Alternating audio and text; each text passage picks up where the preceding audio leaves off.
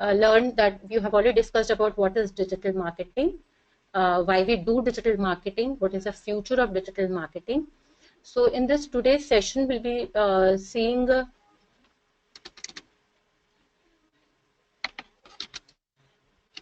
okay, so we'll be talking, now we know if we want to start digital marketing, we need to have a digital presence.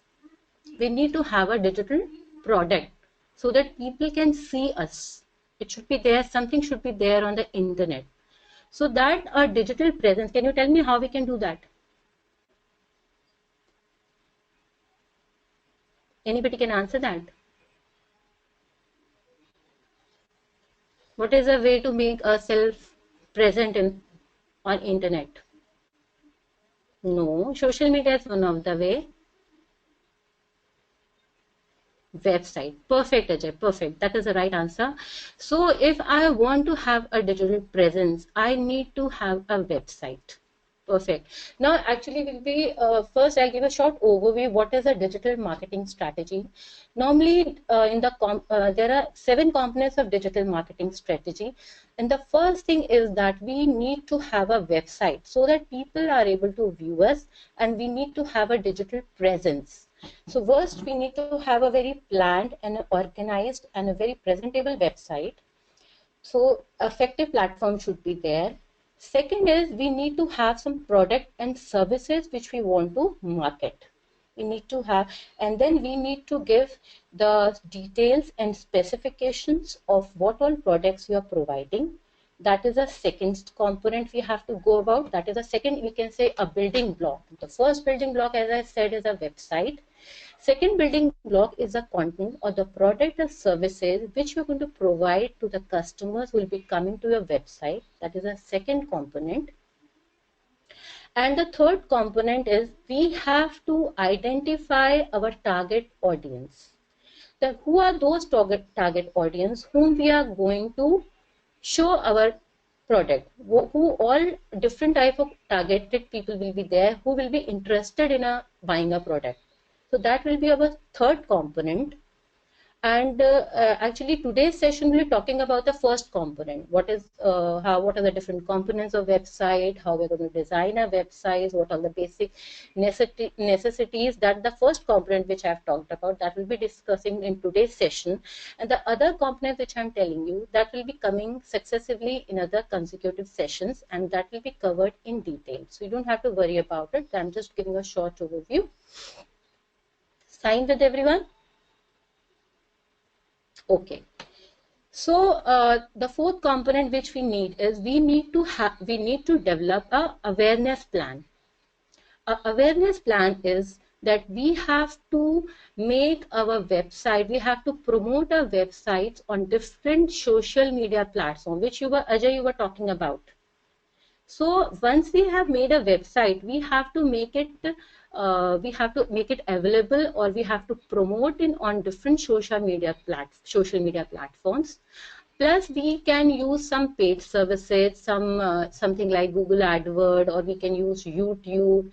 Wherever possible, we have to promote our websites to improve or have larger target audience.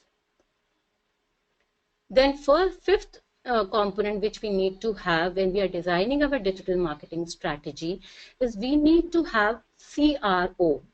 What do you mean by CRO? Is conversion rate optimization.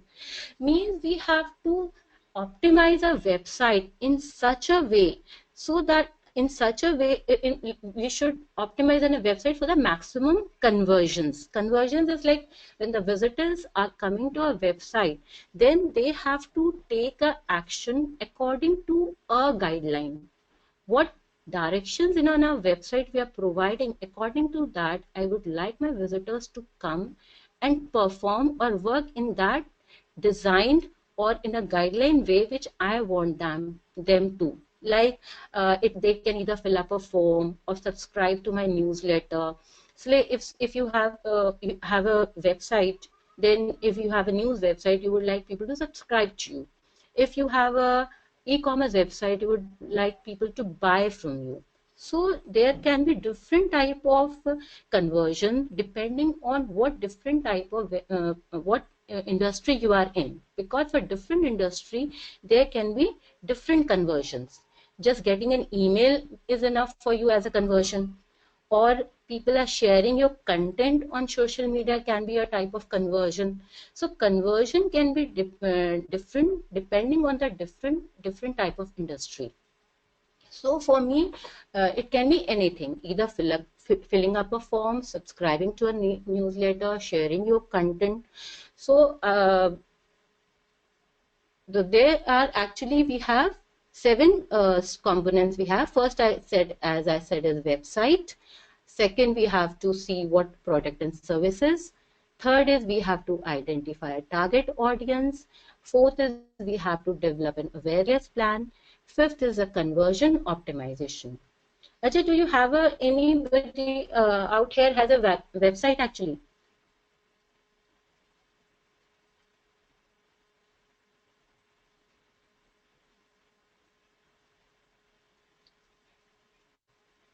Anybody has a website, has their own website?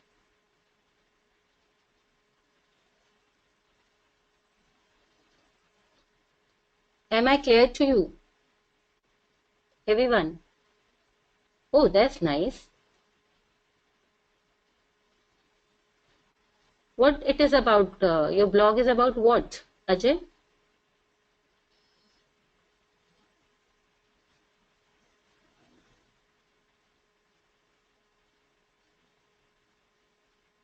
Jabalpur. Okay.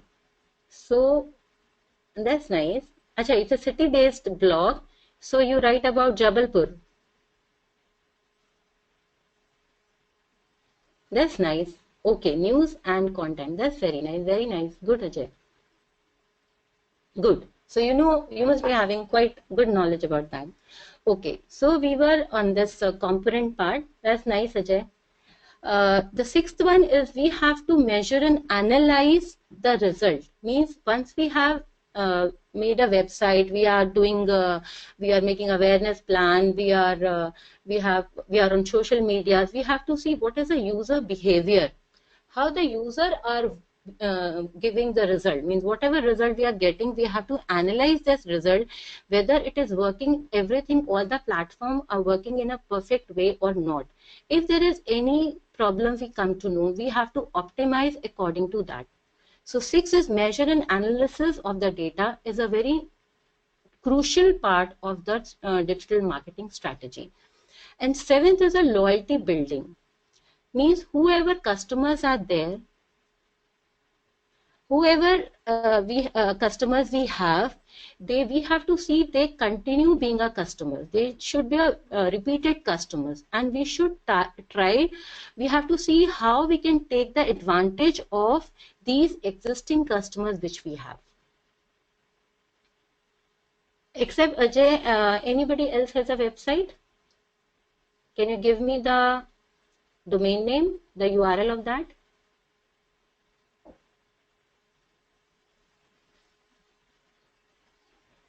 Wow, good. Good evening, Saurabh.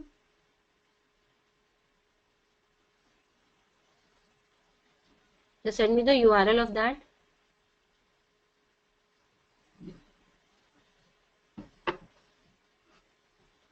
Good evening, Saurabh.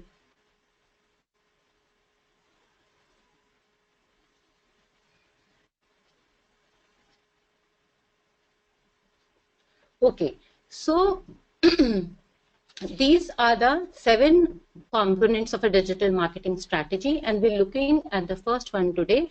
Website. We'll be seeing how we designing a website. What are the basic components, and we design a website. Okay, anybody can tell me what are the basic components if I want to start designing a website? Yes. What is the first thing you need when you want to design a website? Okay. Yes, Saurabh. Perfect. We will be needing a domain in the beginning.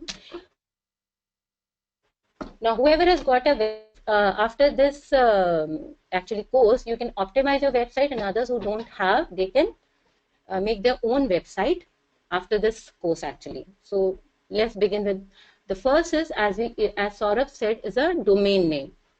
Okay. So domain name is actually something like your you need to, whenever you are designing a website, you need to give a name to it. You have to register yourself. So that specific name means you need an address on a virtual space.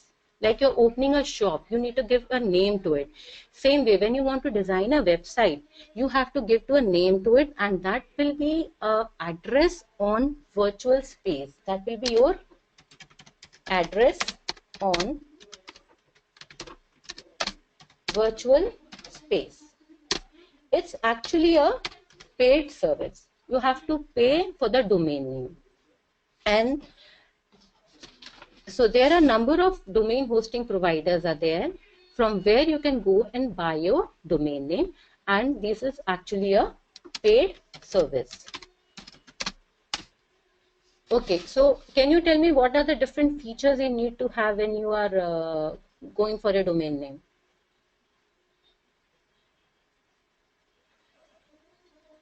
Any specific feature you feel it should have, the domain name should have?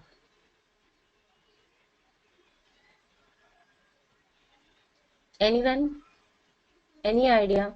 When you're deciding on a domain name, what feature should have?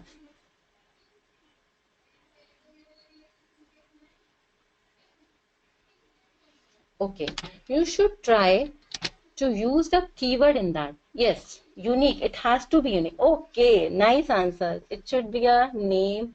It should be unique. Very good.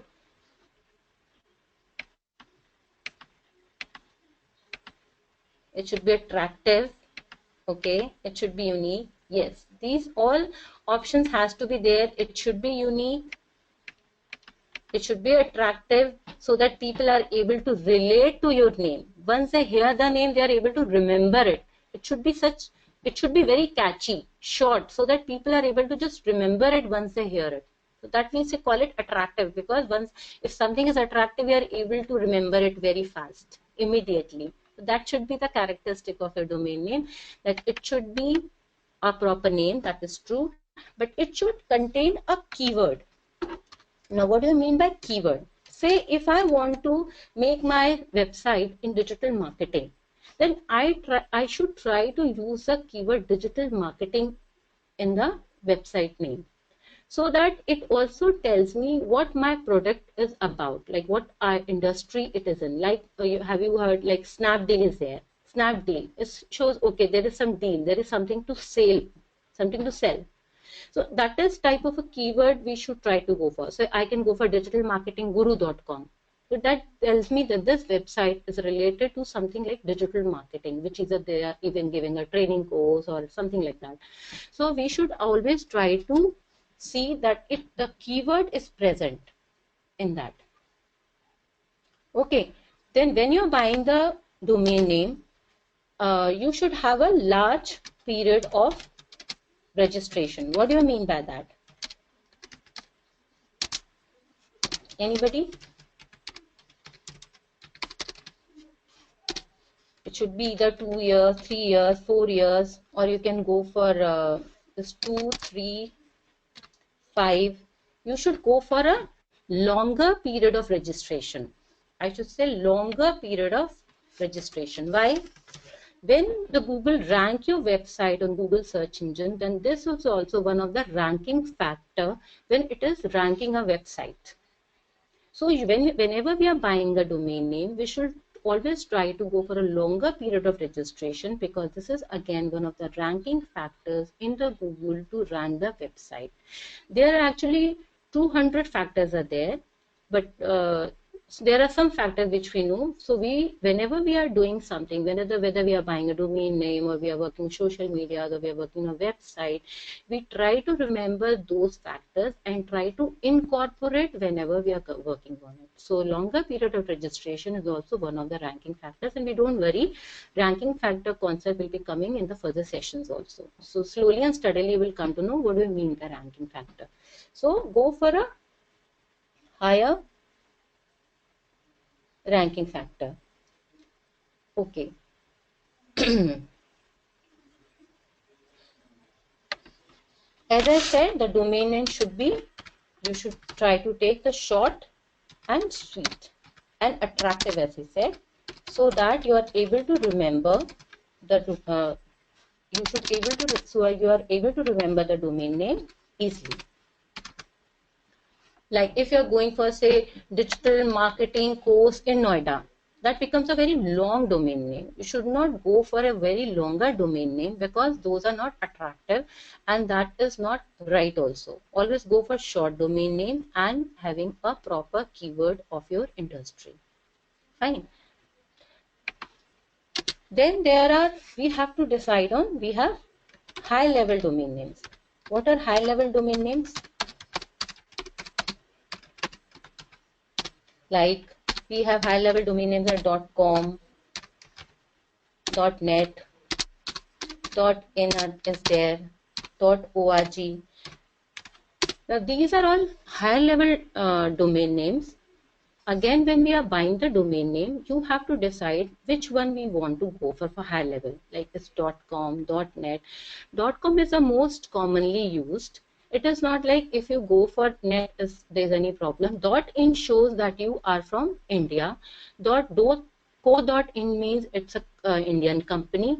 So .com is the most is a commercial, like .com means commercial, and it's the most commonly used, and you can go for any domain names, so high level domain names. So there actually we can say there are three parts in the URL. When we say, we have www.domain-name.com.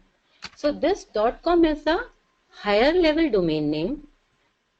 Domain name is the whatever name you are taking for the domain, that is the second level, and www is a third level. So our domain name is actually divided into these three parts. Now there are, up till now it's fine.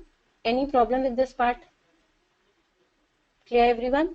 Any point of time there is any problem, any doubt, you just please put the question in the question window.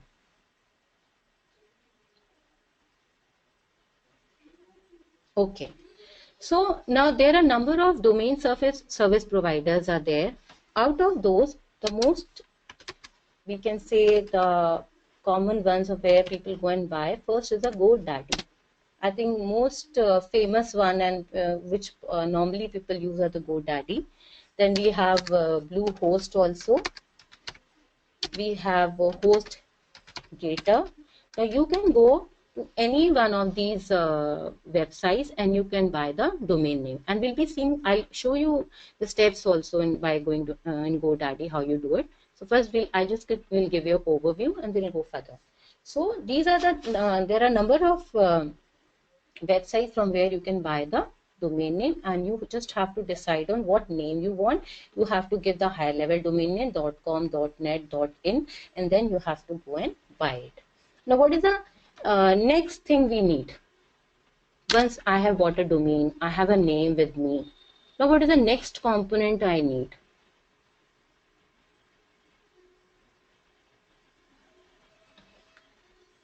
Yeah, anyone? Saurabh, Ajay?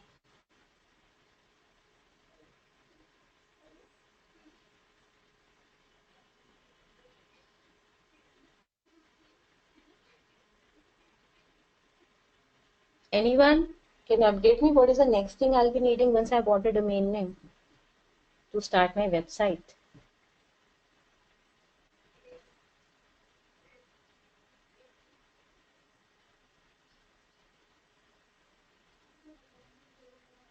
I'm waiting. Okay, so next is we'll be needing is a hosting space. What is hosting space? Space, or we can say a hosting server also. Anybody knows about it? Anybody has heard of hosting space?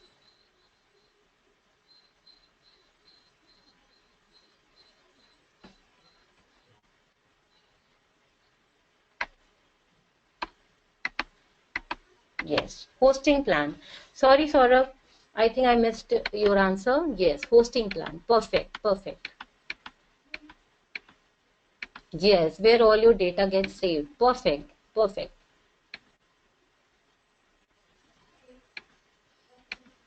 Okay, so yes, yes. Sanket. Is Sanket only? Am I pronouncing it right? Sanket? Where all your data saved. Yes. Yes, Saurabh, hosting plans. Okay. Sorry, I missed the answer. I'll just keep an eye on that.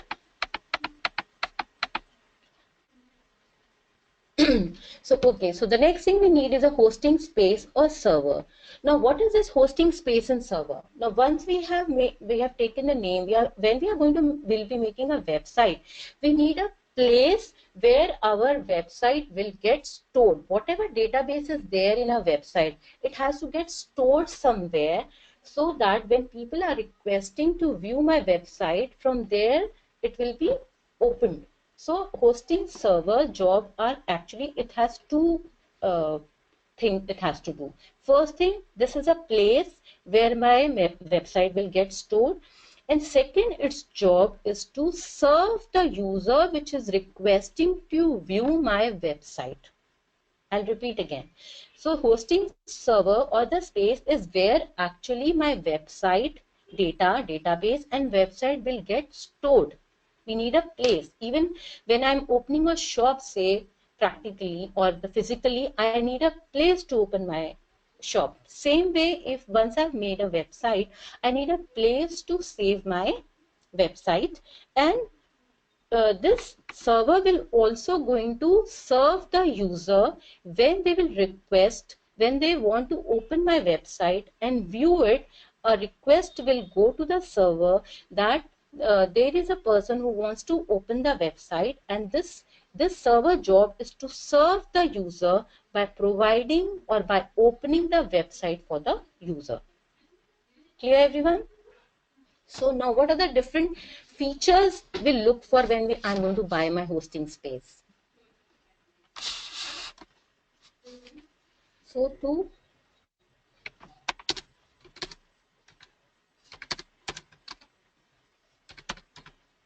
security. Yes, perfect. What else? Sort of security. This is to store the server, store the data, and to serve. That is the job of the hosting space. So yes, security will be one of the characteristics which we'll be looking for. Anything else anybody can add into it? Security is also one of the foremost thing, because if I'm saving my website on a server, then nobody else should go and should be able to open my website and do the changes. It should be very safe, because this is my website. So whichever hosting server is there, from wherever we are buying the hosting space, they should provide a very high security so that no one is able to hamper or play with my data. So security is one of the very important issue, but there are a number of other things. We need a speed retrieval. Perfect. Yes. Our website should load fast. Speed. Speed is one of the again criteria. Bandwidth. Yes, we'll go one by one. So speed is also one of the very important feature when I am buying a hosting space, because if say my website is not opening say in 3 seconds, so the user will immediately exit from my website, and that we call as a bounce rate. Users are bouncing back. Even when sometimes we want to go and open a website, and we open and the particular website is not opening, what we do? We normally immediately exit the website because we feel this website is not good. It's not in a proper working condition. So the loading of the website has to be very quick. It has to be very fast so that the user does not bounce back and stays on my website. Fine, very good. Bandwidth. Yes, Saurabh said bandwidth. So we need an unlimited bandwidth. Now what do you mean by bandwidth? Bandwidth means that if say a lot of people or say 10,000 people want to open my website simultaneously, that is at the same time, then my server should be able to serve all those websites at the same time. Out here, my bandwidth means that my server should be able to serve the lot number of users who are trying to access my website at the same time. Yes, you can say something like traffic management, because it should not get like, sometimes have you seen when the Amazon or Flipkart, they say there is a discount only for 5 hours, and if you go and try to open the website, it shows is already the server is busy and there is you are not able to do it. So that is what happens, that we need to try to have a unlimited bandwidth so that as many users want to log in into my website, they should be able to do it at the same time, and my server should not get crashed, should not shut down. That is also one of the very important factors or the features when we are going to buy a hosting space. Okay, now actually we cannot say unlimited. They will give you some specific bandwidth, and if you want to go further, you have to pay more. Because these are all the they write unlimited in a way that you can get unlimited by paying more and more and more. But initially, depending on what type of hosting space you are taking, you will have some limited bandwidth only. But if you want more, you can anytime upgrade it. So next is unlimited space. Because say in the beginning I have a small website, and with time I want to add more and more pages into it.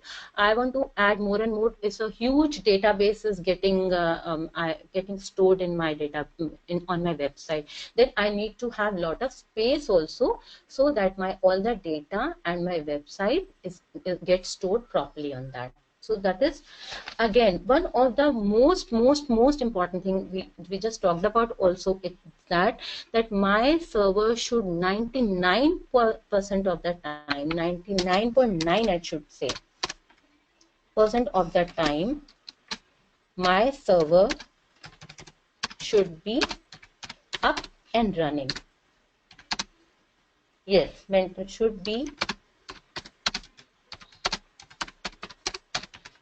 maintenance. Yes, maintenance will also be there. That is, yes, Sanket, maintenance is also part of it, that we are going to come. Maintenance will, this server up and running will also come in the category of maintenance only. So what do you mean by this 99% of the time? Means my server should not get crashed, should not shut down. It should always be up and running. And why we say 99.9? Because it is a machine. Once in a while it can go down, it can shut down. So that is the thing, because until all the users who have, or the customers or the visitors who are coming to my website, if my server is working perfectly, they cannot open and view my website. So that is very important feature when I'll go and buy my hosting space. Then you should have a easy cpanel. What do you mean by that? Easy cpanel. Yes, Sanket, the maintenance will come in this, like in the maintenance part, there will be security, because whoever is giving me the hosting space, he should provide me proper security. He should provide me enough space. He should see to it that my server, whatever he is providing, it should be always up and running and should be able to serve my user. So all these things will come in the category of maintenance only. There's no maintenance is again how my data is stored, that is we will be talking about in the cpanel. The cpanel is actually a place, a panel or a dashboard or a screen you can say, where I can go and see all my website data. I can see what all files are loaded, what all different applications are there, how many files are stored in that. So all these website related information I can see from there. And why I'm saying easy cpanel, say I am a layman, I don't know much about it, but if I want to manage my website data, it should be easy for me to go on that cpanel and manage all my data and files on the applications which are there related to my website. So cpanel is actually given to you when you are when the hosting space, you buy hosting space, where you can manage and maintain all your website data. So we should have a very easy cpanel also. And so this is all the main characteristic we will see in the hosting space or the server when we are buying, that it's going to store my data, it's going to, yes, always provide update. Yes, Sanket. Obviously, whenever I am doing some modifications in my website, then all those changes will be saved on the server, and it always should provide me with the latest modification which I am doing on my website. Yes, very true. Very right. Yes, nice. Nice. You all are answering me and asking questions. That is very nice. Thanks a lot. Please keep it up so that I have more things to answer. Yes, anyone?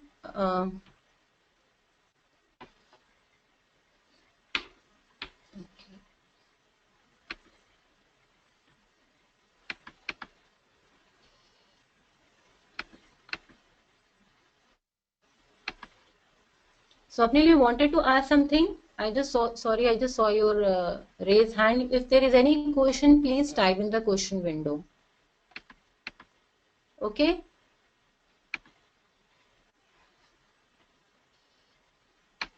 Yeah, we'll just go and see. We'll see that, Swapnil. We'll go. There are a number of categories are there. There are a number of options they provide. We'll just go and see in the hosting space. We'll see that. Okay, Swada. Sure. Okay. So these are the basic, now there are different types of hosting space. I'll give you a small overview so that it will help you to decide that when you are buying a hosting space, what type of hosting space you can go for and what is your basic initially requirement. So there are different plans which has been provided. What they are different, this is a different types of hosting space, then we'll talk about the plans. There are different types of hosting space. The first one is shared hosting space. Now, what do you mean by shared? In the shared one, what happens? There is one server, and this is being shared by, say, thousands of websites. Means whoever is providing me that hosting space on one server, he is hosting so many websites, and because he's hosting so many websites, then what happens? Then the cost of the server is being divided among so many people. So obviously, it comes out to be very cheap.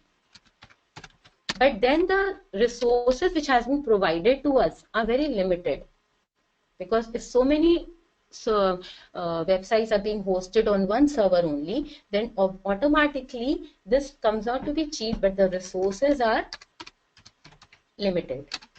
So for a smaller business is perfect.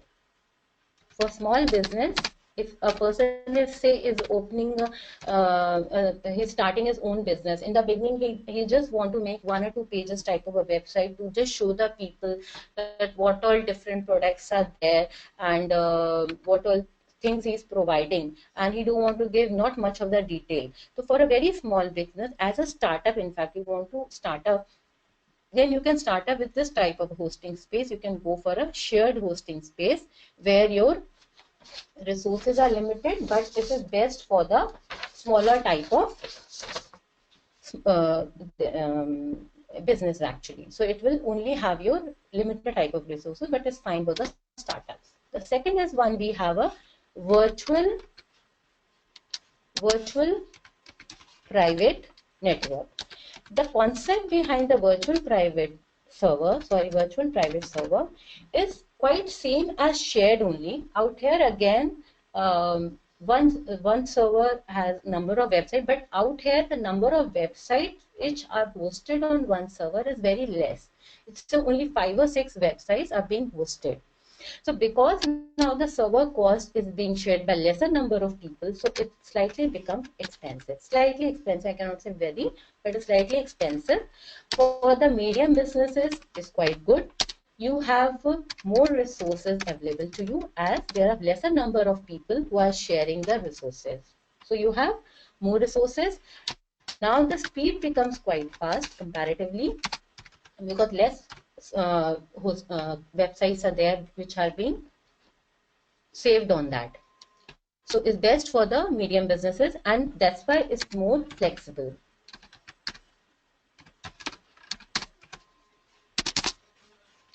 More flexible, more resources are available to you, and the concept of this remains same as a shared only, but there are more resources for you. The speed is fast, is more flexible, and it is good. So if you say in the beginning you have started off with the shared hosting space, with time as you feel you have more requirement, you want to make more pages, you have more what is resources there. Okay, yes Ajay. So I'll tell you just 1 minute. So you have if you're say if in the beginning you have a small website, now you want to load more, want to have more pages in your website, and you feel more visitors are coming on your website. And if you will go for shared, because there are so many websites posted on that, the speed will also be less. The speed is, it's not so fast. The loading time will be more. So you can, at that point of time, you can go for a virtual private server so that the loading speed also become fast. Now resources out here is the, I can say, the space, disk space we can say, because as you know, server is again a computer only. It's not like it's some different machine. It's a computer only, but with high capabilities. More CPUs are there, more space are there, more space, and mainly more processors. That is what mainly what we look for. More processors and more space. So out here, more resources mean you will have more space, you will have more bandwidth. That is all we are talking about. The speed will be fast, more space also. So this out here, the resources mean the space and the bandwidth, and about the website speed also. So that is what when we say the resources. Okay, clear, Saurabh? Is that fine? Does it answer your question? Okay, thank you. Thanks a lot. Okay, so now say again, now if yours is a very bigger company, it's a bigger company and you need lot of place, lot of space, lot of bandwidth, and more lot of resources. As I said, in that case, you have a next type of a hosting space which is called as a dedicated hosting space. In the dedicated, what happened? The whole server is allotted to you. So normally bigger companies nowadays, whoever they feel they have a lot of data, a lot of users are there, though they go for a dedicated server. Means the whole server is allotted to them. All the resources of the server is exclusively, they have the exclusive access to the server. Fine, the whole server is allotted to them. They are exclusively able to access the resources of the server. That means all the server resources are available to them only. So when everything is obviously is for them only, so everything will be very fast. All the but it will be very, very expensive, because the hosting provider is fully managing the server for you dedicatedly. Getting my point? The hosting provider which is providing you the server is dedicatedly handling or managing or maintaining the server exclusively only for you. So that's why this comes out to be very expensive. I should say very expensive.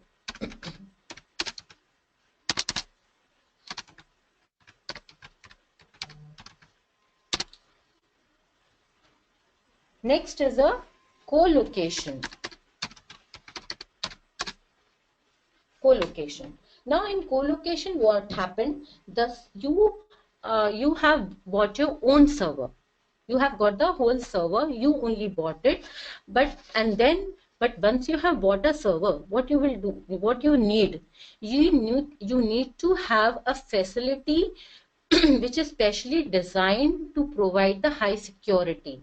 Means you need a place to put the server, also to keep the server. You have bought a server, you need a place. So you need to find a place, a facility, something which is specially designed to provide very high security. So first thing is, server is server is owned by you. Fine. So you have to provide a high security.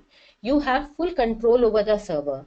But then there is nobody to take care, manage or maintain your server. So you have to hire a IT team who can manage and maintain the server for you.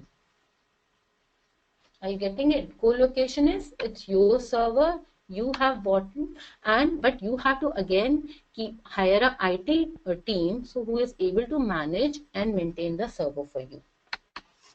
And the last one, which is the most, you can say, coming up new in the market, is a cloud hosting. Anybody knows what is cloud? A lot of cloud in the market nowadays. Cloud this, cloud that, cloud hosting. Anybody can tell me in short, just what is cloud? Yes, it's a virtual space. Okay. Anything else anybody wants to add into it? Yes, Saurabh. Yes, Sanket. Very good. Thank you. Virtual space. Anybody wants to add something into it? How out here is going to help me in hosting space? How it is connected to it? How I can utilize it out here?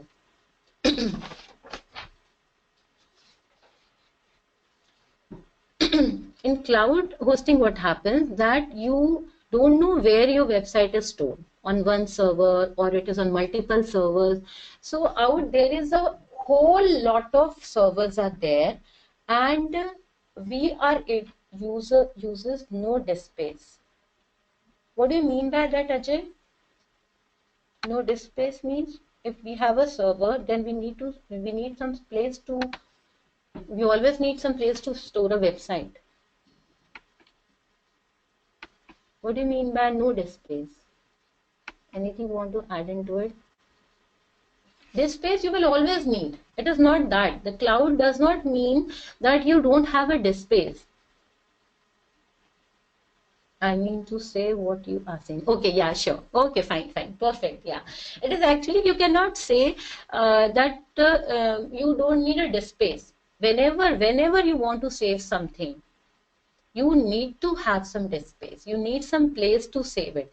So, but what happens out here that you have multiple servers are there, and we don't know on which server my website is stored. It can be on one server also, or it can be on multiple servers.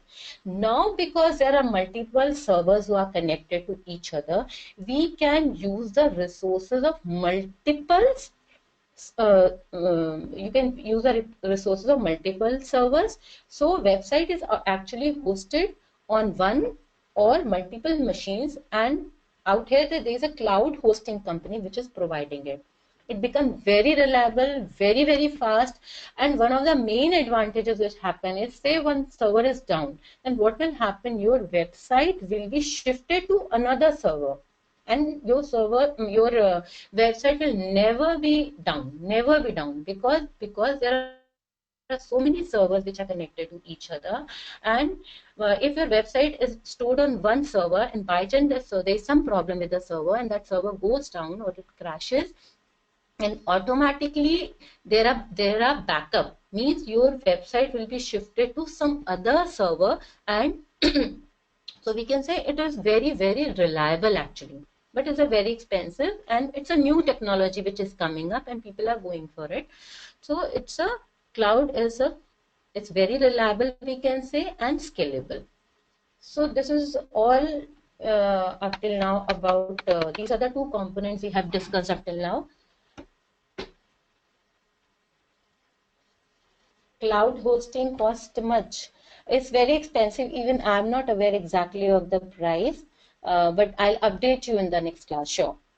So, but it is a new technology which is coming up, which is being used by a lot of bigger companies. So up till now, we have discussed about main two components of the website, domain and the hosting. So now, what is the next thing we need? What is the next thing? What is the next component we need to design a website? First, we have bought a domain. We have got a name with us. We have not a place to save a website. Now, what is the next thing we need?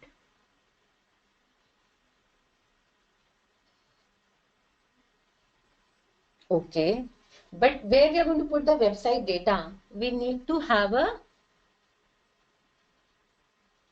content is right. We need a website data, sure. But say if I don't have a data, still I can make my website and host it. So we see cpanel, yes, cpanel. But see, by hosting we automatically get a cpanel. Okay. Okay, before that, Swapnil, we need a website. The first thing is now, after the third component is we need a website. But how we are going to design that website?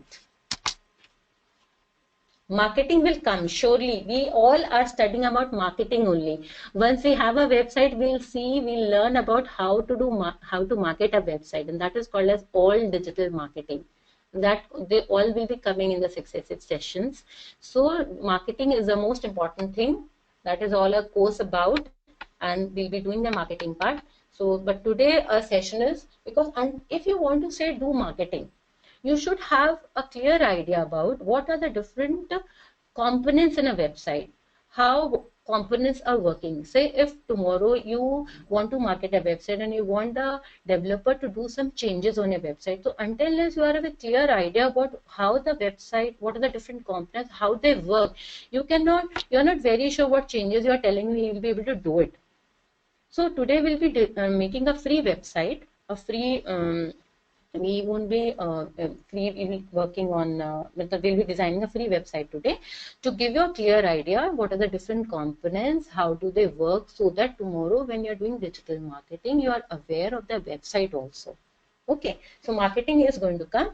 So the third thing we need is a website. Now how can we design a website?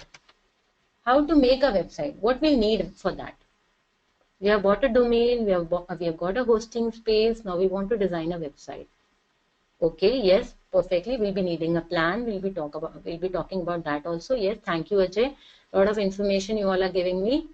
Template, yes, we'll be going to that. Okay. Yes, Swapnil, good, very good. Programming language, my God, people knows a lot, coming up with a lot of things. Yes. So for designing a website, yes, a designing tool or a programming language. Perfect. Both of you are perfect. So both of you are very correct. So either I can design my website using a programming language, not that programming language, you can use either PHP or you can go for HTML. So I'll be needing either a programming language.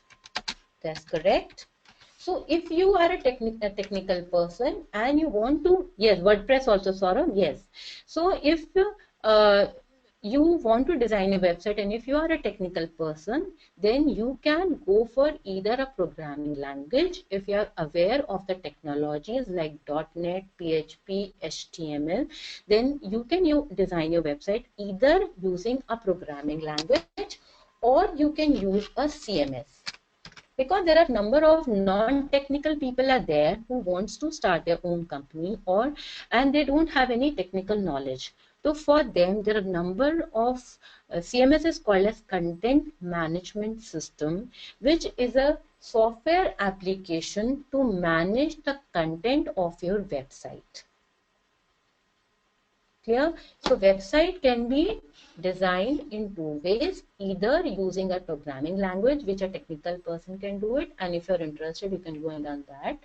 Secondly, number of CMSs has been provided to you, which is called as content management system, which are used to make a website, to manage the content of your website. And the most in CMS, what happens, you just have to make the pages, and automatically at the back end, the coding of the website is generated. You are not doing any coding. You are just deciding what you want. You are just making the pages, and you're just saving them. You're making menus and all, and automatically at the back end, the coding is generated. And once in a while, if you want to do some changes, then maybe you need to learn slide coding part, but that is, as a marketing person, you don't need to know. Whatever changes needs to be done, that will be done by the website or the WordPress developer.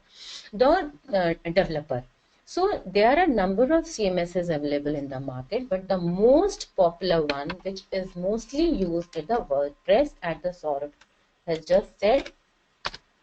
So we have WordPress. You can use WordPress to make your website. You can use Joomla. Then you have Drupal. These all are different CMSs which are available in the market, which you can use to make your website, and they are all called as content management system. Okay. Yes, Wix.com is also there. That is, so these are the different websites out of which you can use anyone to design it. So either okay, anybody has a website, can send me URL of that so that we can have a look and see.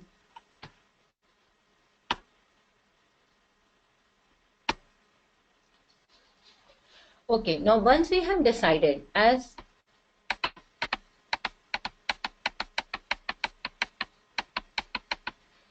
Ajay said, we have to make once we have decided that, okay, we'll be using WordPress to design my website, then I'll be needing a plan.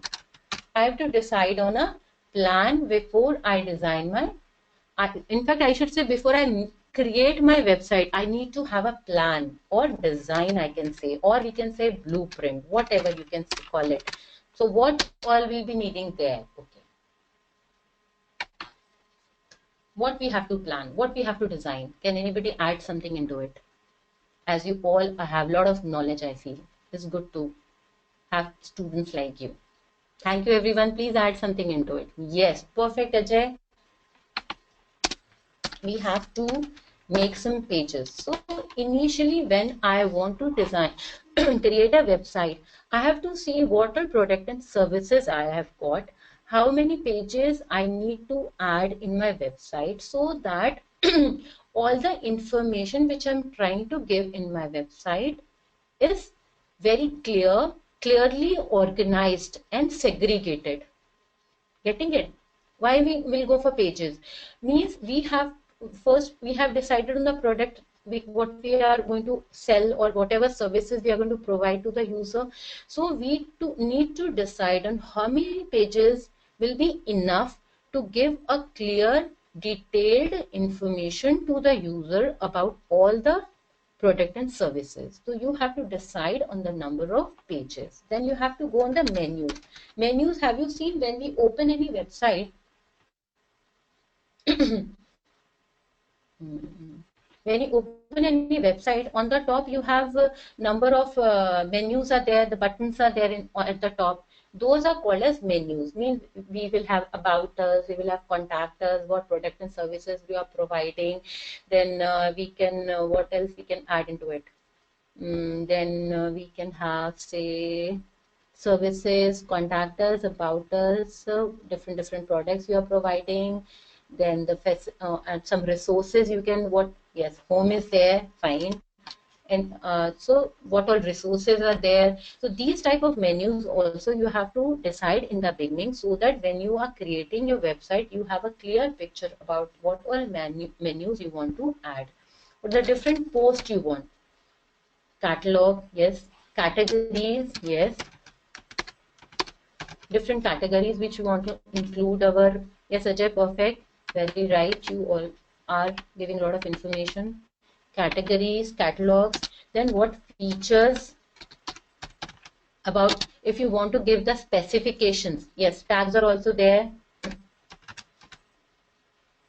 We need what all tags you will be adding. So all the features of the product, whatever products you are, yes, RS feed is there. Then we have header, what we want in the header, what we want in the footer.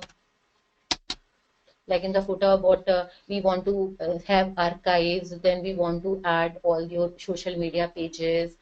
Uh, then we will, what we have in the sidebar, you have sidebar. In the sidebar, what all posts you want to add regularly on your website. So this type of a design and a blueprint you have to decide before you want to make your website. Okay, so this is a blueprint. Yes, perfect. Customer care, again depending on your industry. Say Sanket, if you have yes, sharing icon, as I said, social media buttons will be there. Social media buttons we have to make. Social media buttons has to be there, through which whoever visitors, if they want to go and see our social media pages, they can directly click on those social media buttons and go to my those social media pages and can view the latest updates if we are providing. So and there will be social media buttons also for them, which we can put either in the header or we can put in the footer, depending on wherever you want to put in. Backlinks. Backlinks, Swapnil, does not come in the website. Backlinks are a different thing which comes in off-page SEO. We will be needing backlinks, means we would like other websites to have to put my URL in their website, so that a visitor who is coming to their website, when they click to those URL, they are able to directly connect to my website. Backlink is that. I'll repeat again, Swapnil. Backlink does not come in websites. Backlink will come in SEO. It comes in off-page SEO. I think we will discuss there. It will be more clear to you. Okay, Swapnil. Fine. So backlink we don't put up in any website. In a website when making, it's a different thing altogether. That is an off-page SEO concept. We need some technology here too. Customer care, as I said, Sanket, depending on the industry you are in, if you're providing some services, and then you need to add a button for a menu for customer care also. It will depending on the industry to industry which you are in. Maybe if necessarily it's not not necessarily everybody needs to add this. Ajay, what do you mean by we need some technology here too? Can you just elaborate on that? I'm not able to understand what you're trying to ask me. We need some technology here too. Like for the use of animation. Yeah. If in your website you want to say okay, that way you are saying. Okay. Yes, in your website you can decide on what images I'm going to add. Then if you want to say put videos also. Because every time it has been surveyed and it has been tested in researches that user always feel very happy and comfortable with images and videos, and they respond better also. Yes, logo also. Saurabh, let me continue. I'll just pick it up. So whenever you are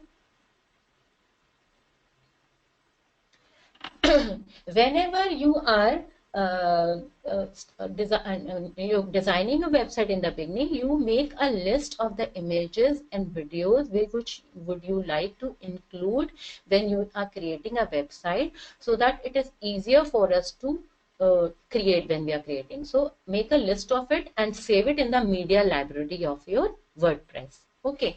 And yes, Ajay, when I'm designing my website, I have to, there is a concept of theme. Have you heard of it? Themes. Anybody has heard of themes? Yeah, okay, Ajay. Yes, so theme are actually the structure. Theme are the structure of a website. When you go in WordPress, there are a number of themes which are being provided in the WordPress. Out of those themes, you can choose any one depending on your business requirement and which fulfills the best whatever you desire, whatever you are looking looking for in a website, you can go into the themes and see whether it is fulfilling your requirement or not. So internally, there are a number of themes which has been provided in WordPress, and when we are choosing out the theme, Saurabh, at that time we will check for this, that whether it has a good transition. No, transition means transition out here. I cannot say transition. Actually, we call it a navigation. Navigation is the right word for it.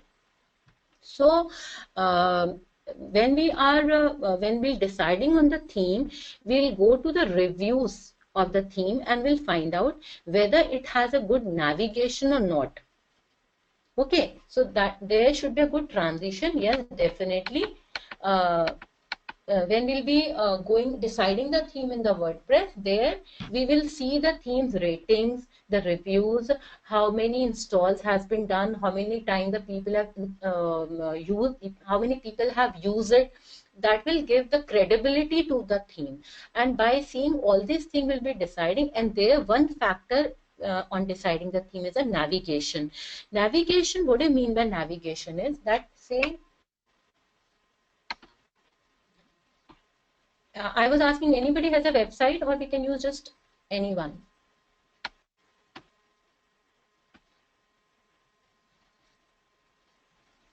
Yes, Swapnil. Pass on me the URL. Can you pass on the URL? Let's have a look to a website and see.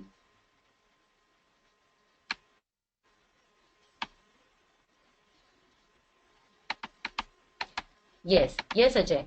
Transition means that when we want to go from one page to another, it is transitioning, that going from one page to another is happening very smoothly.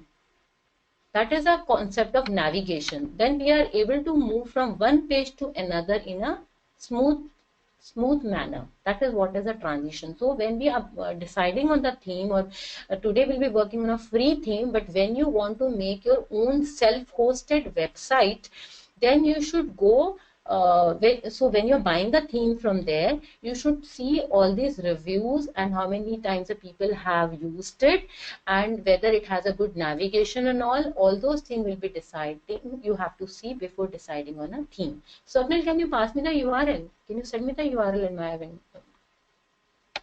Yeah, sure. I can't recall the, okay, you can't recall the name. Okay, let me just check it out.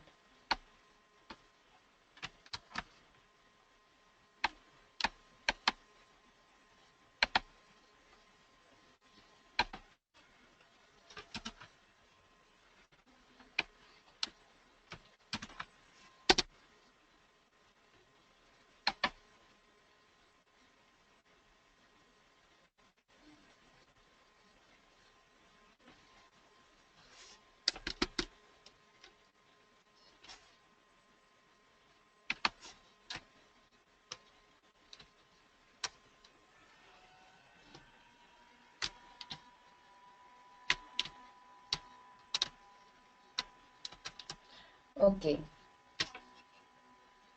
The honest reviews of the stuff we tested. Okay, it's a review type of a website. Okay, very nice. So in this website, which Swapnil has given me, what is Blogspot? How is it different from WordPress? Okay. Okay, so this is a review website which Swapnil has given me. They are looking at some technical products and they are giving a reviews of it. Okay, let me open another website.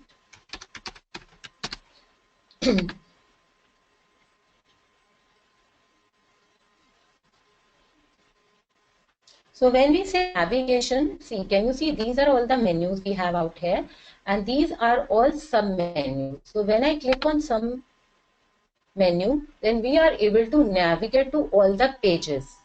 It should not, whatever menus you have created, they should be smoothly, when we click it, it should go to different pages. That is, we call it a navigation. Okay, so now we have decided on what we have to plan, and then so now when we want to decide on the themes, What all things we have to see when we decide on the theme? We have to see, yes, anything about, yes, simply talking about that, Ajay. Anybody can tell me what characteristic or the features we have to see when we decide on the themes?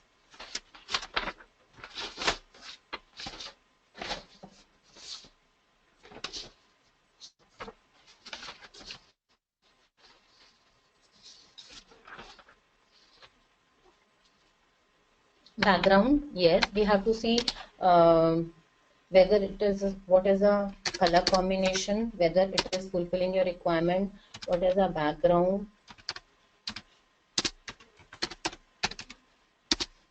Then what else? Whether it is responsive or not. What do you mean by responsive? Can anybody tell me that?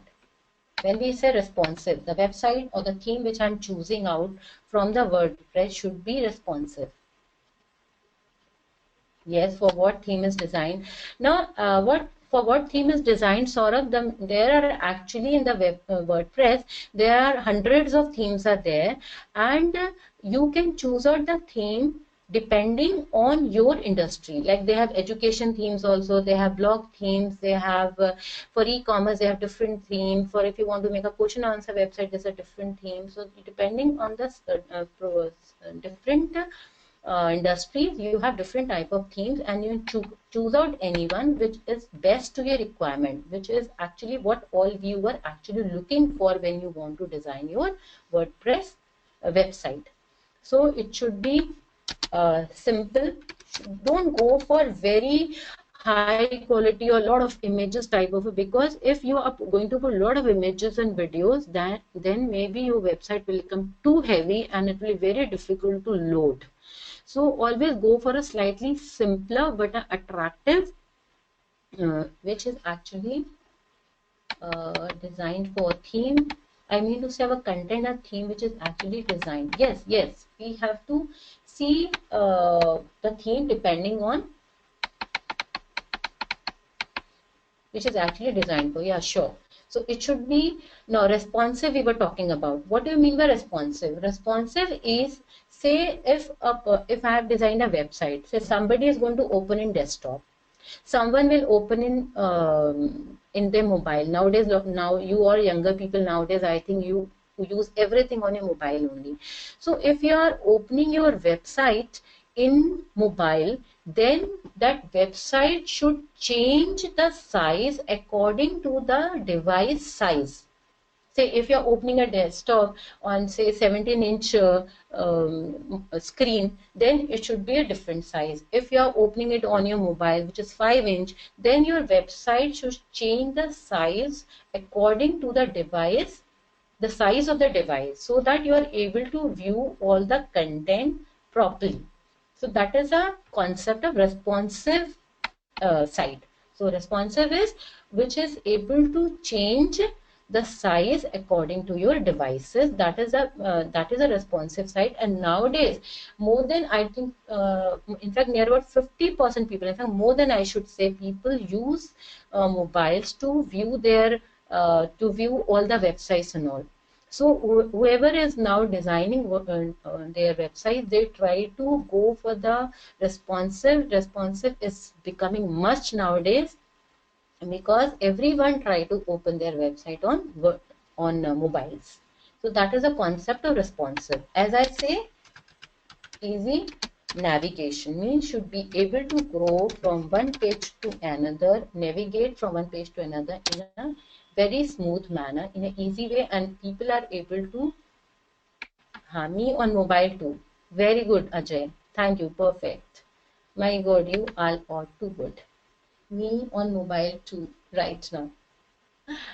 Good, you are listening to it on mobile only. That's what I'm saying. I think all the younger people, all the younger generation nowadays, they do everything on mobile.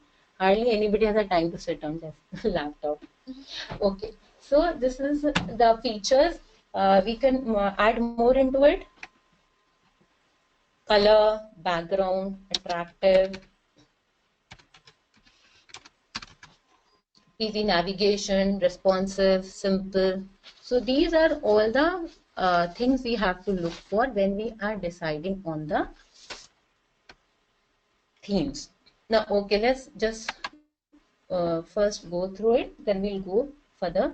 So okay, now what are the different types of websites we have?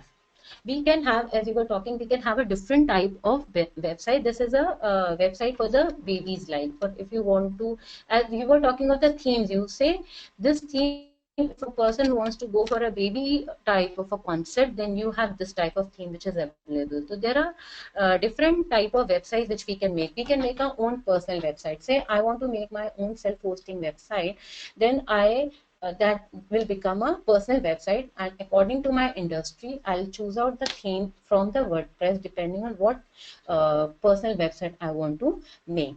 Then there are number of business websites are there. So as I said, the e-commerce site are there, means you want to sell number of product on your website. Then the theme which is provided in WordPress, there is a different type of a theme for an e-commerce website, because the requirement of an e-commerce site is very different than a requirement of a theme which is in a personal website. So in the personal website, I would like to show more information about my product, contact us, then what are services I'm providing, how we are better, what is our USP, how we are better than. But in e-commerce side, what happens, there are more of images, the content is very less. So the requirement of an e-commerce website is very different than the website which I am making for my business. That has a very different requirement. So accordingly, as I told you before, that in the WordPress, it is providing you themes depending on your product and industry, and you can choose out the theme on that depending on that. So we have e-commerce website where you are trying to sell different type of product. And in e-commerce website, what happened, the Flipkart does not have, it's like a actually marketing platform.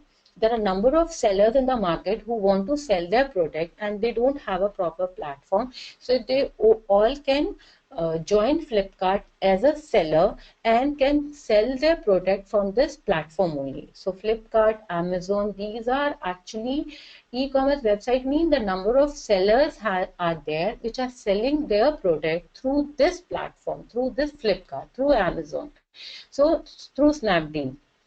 So in these type of e-commerce website, you have more of images and less of content, and accordingly the requirement of the website changes. So these are the different websites which are there. Then you have job listing. You have Indeed, you have Naukri.com. So again, it is again a different type of website where you have to list all the jobs. Here again, all the companies which want to post the job, they become a part of it. They join this, and whatever jobs are there, they post it out here. So it is these are job listing type of website. You can go and just look for the jobs if you have a requirement, or if you want to looking for a job, you can go for this type of website. Then you have this job board website. Then you have business question answer website. Have you heard of this question answer? Anybody has heard of Quora? You all must have heard of Quora. What happens in Quora? What is Quora? Okay, what it is, Sanket?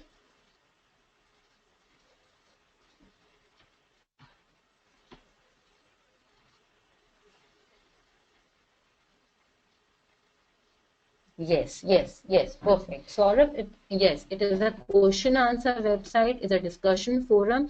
So in this, what happened? There are actually different types of community websites are there, and out of that, one is a question answer website where people are posting the questions, and whoever is interested, they can answer it, and if they like it, they can join it also, and you can comment also, you can like also, you can follow a person also, you want to follow a person. So these are actually called as community website, where more and more people are connecting to each other, trying to ask questions from each other. And if you have a good answer, if you feel you're able to answer the questions in a in a very nice way, and people will, yes, asking question, yes, that you can convince a person with your answers, and people will like your answers. You should try to give the answers, and this way also you can connect to more people. So that's why these type of website, where we say knowledge websites, or we say discussions forum, or your question answer websites, all these are actually called as general term is a community websites, where you are able to connect to like-minded people who share same type of interest and passion. So you are able to connect to more people, you are able to find answers of lot of queries which you have. So this is also the type of website you can. FB is actually okay, it's a website because it has a URL like facebook.com, but then it is actually a social media platform. Okay, it is a website. Anything which has a domain in a proper URL, it's a website. But then we give, as I said, all these websites, we say Quora.com is also a website, but is it a type of a website? We can have different types of websites. Same way, the Facebook was a social media platform which is giving a platform for all over world people to connect to each other, to share the ideas, to share images, to share views, to share videos, to connect to each other. And basically they're having a social connection out there. Is more like a personalized type of a social media platform for people to connect and share the information among each other. But yes, any we can say website which is having a domain name or a URL is a website. But we are talking of different website which are available, which are there, which people are making, and which you can also say tomorrow, if you feel you can anytime, even you can start off a question answer website. Fine. So it's not like there is Quora is only one. If tomorrow you feel you can get people to connect you, and you can start off a good, interesting way of asking questions and answer, you yourself can start a question answer website. Anything. Like nowadays, what happens now when we talk of blogs? Now what happens in a blog? Blog is also actually a type of a website. A person who say he does not have any product, he's not selling anything, but he has some interest, he has passion for writing, he has some ideas in his mind which he would like to share with other people. Fine. What I'm trying to say is, blog is also again a type of a website only, but out here what a person do, he does not have any product or service to sell off. He does not have anything of himself. Only thing he has some ideas in his mind, he has some passion for writing, and he put it all that information in form of a blog. That is what a blog is. Nothing else. Is where a person is. Then if you like his ideas, you can connect to him, you can follow him through his blog, you can ask him questions, you can comment on it. So that is a blog. Blog is also a type of, we can say, a website only. So we have question answer website. Then we have a lot of online, no, we say, as we were talking of this Facebook. We have online communities. Again, Facebook a part of it. We have Facebook, we have Google Plus, we have LinkedIn, we have Pinterest, we have YouTube. So in YouTube, what is happening? People are sharing videos. They say if a person loves to cook and he would like to share his or her recipes, he can he can make small videos and start sharing. So that becomes it. So YouTube is one of a type of a video sharing website. Again, it's a website only, but it's a video sharing type of website where the people who have some interest, who have some qualities which they would want other people to view it, to see it, they can make small videos and they can share it on YouTube. And you must have heard of so many people. You must have heard of this Tanmay Bhatt, who is a stand-up comedian who was not getting any break, and he started making small videos, and he became such a big celebrity now.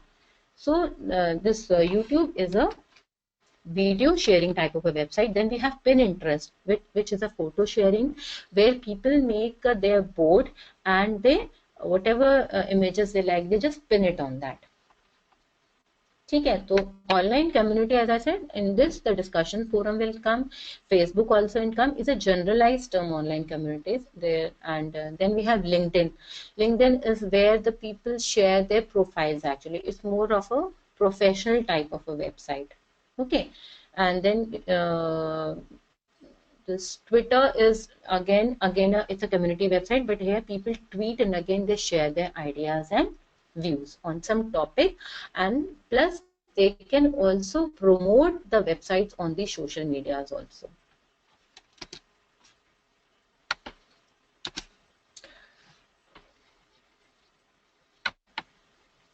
Now, have you heard of this coupon websites also? Anybody has ever bought any coupons on these coupon websites? Yes, everybody is with me, and everybody is listening.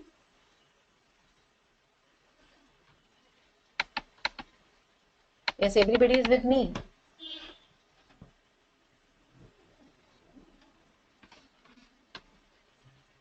Yes, Swapnil, have you bought a coupon from this coupon website? Which website you have used for buying a coupon?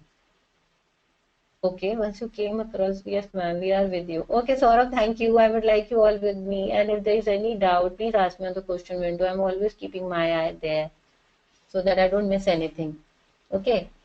Yes, anybody have bought a coupon from Coupon Dunya? Have you heard of this Coupon Dunya? There's a Coupon Dunya website. There are a number of websites which are providing you free, some discounted coupons. You have 80% discount, you have 50%.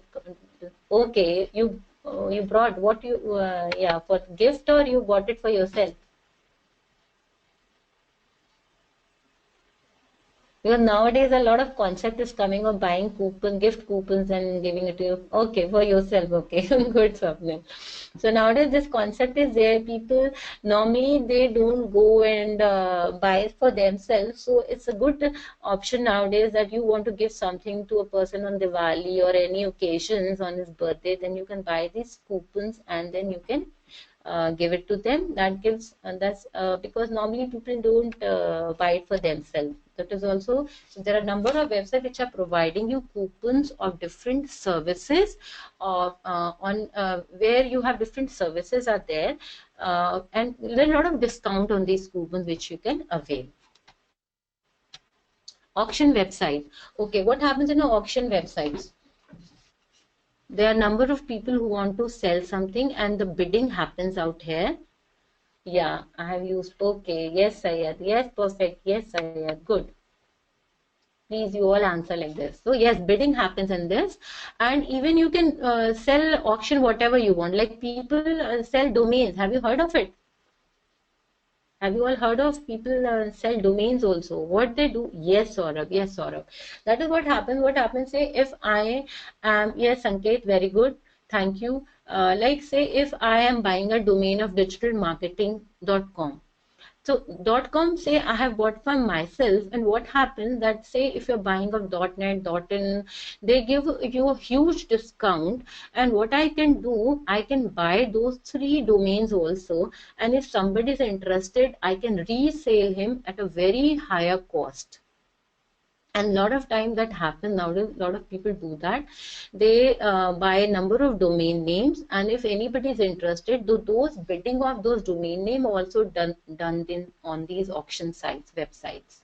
You can buy, and if you are really interested in saying domain name and which is not available, you can go and buy from these auction websites are there, which you provide you with these steps. So you can sell anything. It can be phones, can be any other thing, it can be domains. So these type of websites are also there, which are called as auction websites. Okay.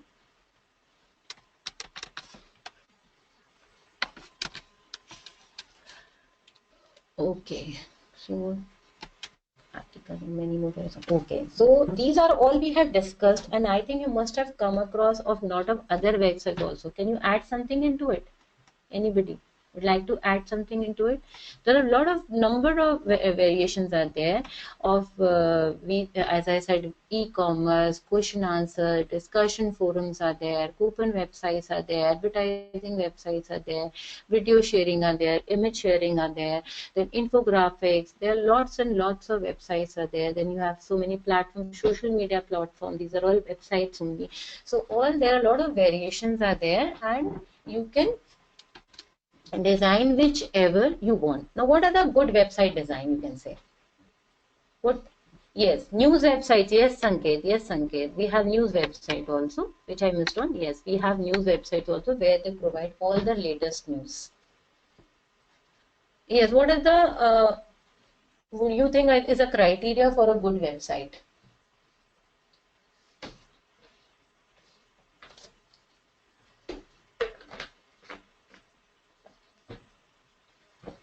We already discussed some point, but still, would you like to add something into it?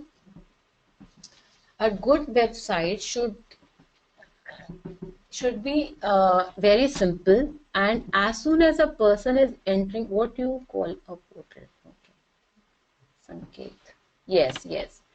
I'm talking, yes, Sanket, we say that the website should load very fast. That's very true, that we are talking in a loading point of view. I'm saying if I'm designing, then what things we should keep in mind when I'm designing a website? What all features a good website should have?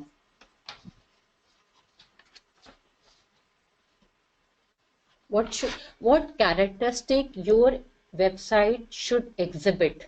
Yes, yes, Sanket. It should be user friendly.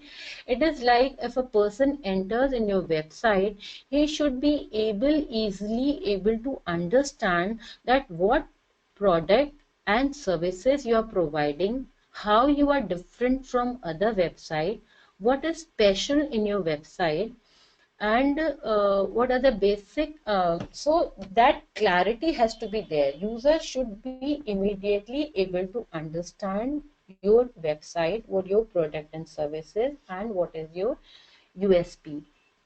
Yes, yes, all the clarity, all the products and services you are providing, there should be separate pages, there should be separate menus for each and everything which you are providing. So there has to be a, yes, Swapnil, good clarity, and it should be user friendly.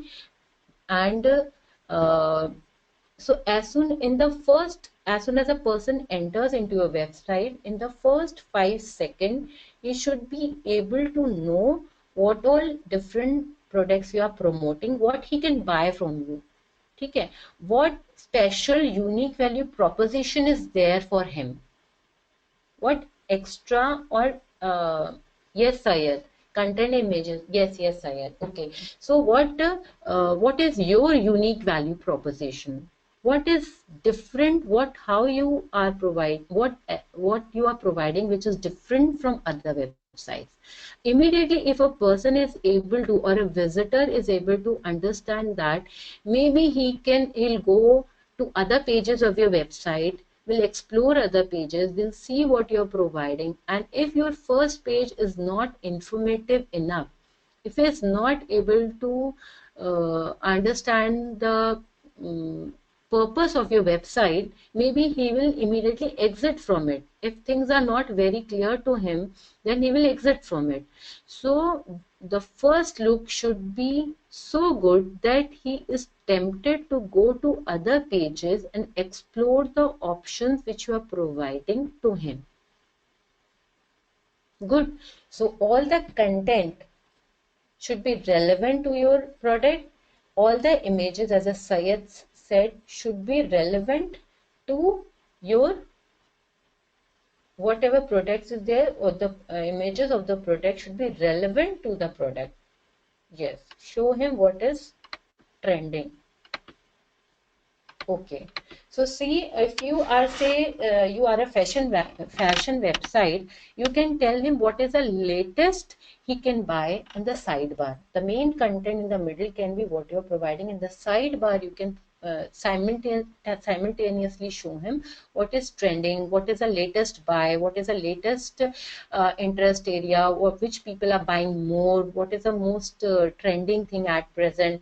So these type of information you can provide him to attract him more and to understand him better what is good for him. So this should be there when you are designing. It should be clear. The color combination should be good. There should be good clarity of the menu. There should be good clarity. Or the images should be very clear also. The content should be to the point. Content should be very informative to him. The specifications and the features which you are providing of the product should be clear. Immediately he should be able to like the first page. So all this thing which you have to see when you are designing your website. Now bad designs are what? No, these are very, very bad design which has been shown out here. It's not very clear that this website is about what. This website is about what. They are not clear, menus are there. The people don't know where to click, what they are offering, what this website is about, what information these websites are providing. So bad website design which is very cluttered. Yes, search help. Search help.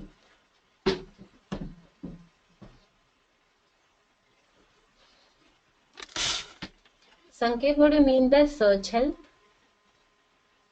Search option you are saying? Yes, search option has to be there on the top, so that say if he's looking for some specific product in your website, he can type that keyword or that product name on that search bar and is able to reach the a proper page related to that keyword or the product.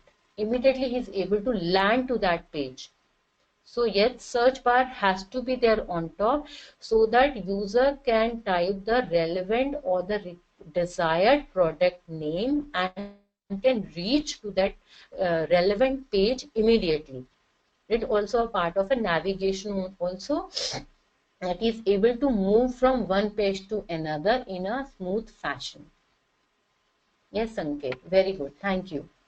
So this is the this is bad website design, that the when you go to a website, we are not clear with the purpose of the website, what product they are selling, what are the different menus.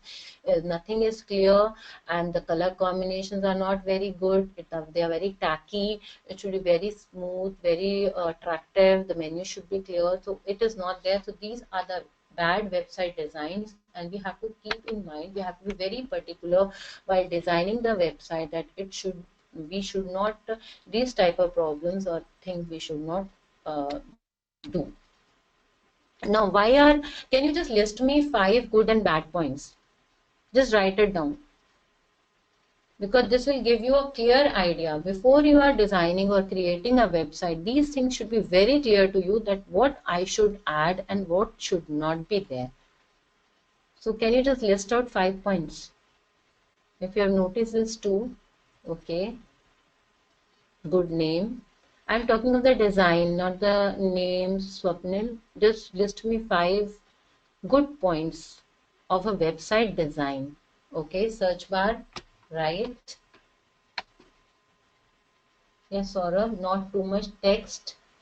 Okay, contacts page has to be there. Yes, navigation, so that any point of time, if a person wants to communicate to us, want to ask us for more information, he should be able to contact us, and he can immediately do it by using the contact us page. So a contact us page has to be there. Sorry. Okay. Home option must be there. Okay. So, pictures of the relevant product which you are putting in your website or which you are selling, promoting on your website. Okay, the pictures has to be there. Home option must be there. Pagination. What is that, Saurabh?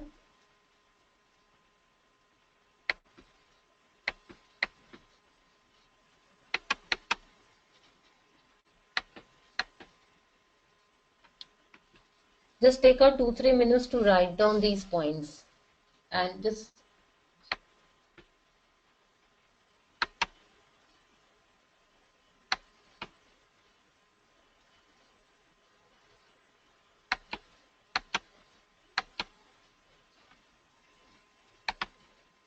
So I'm giving you all 2-3 minutes.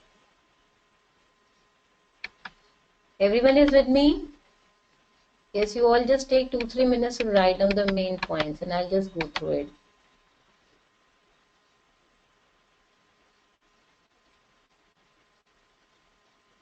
Yes, Ajay, you are adding good bad website points.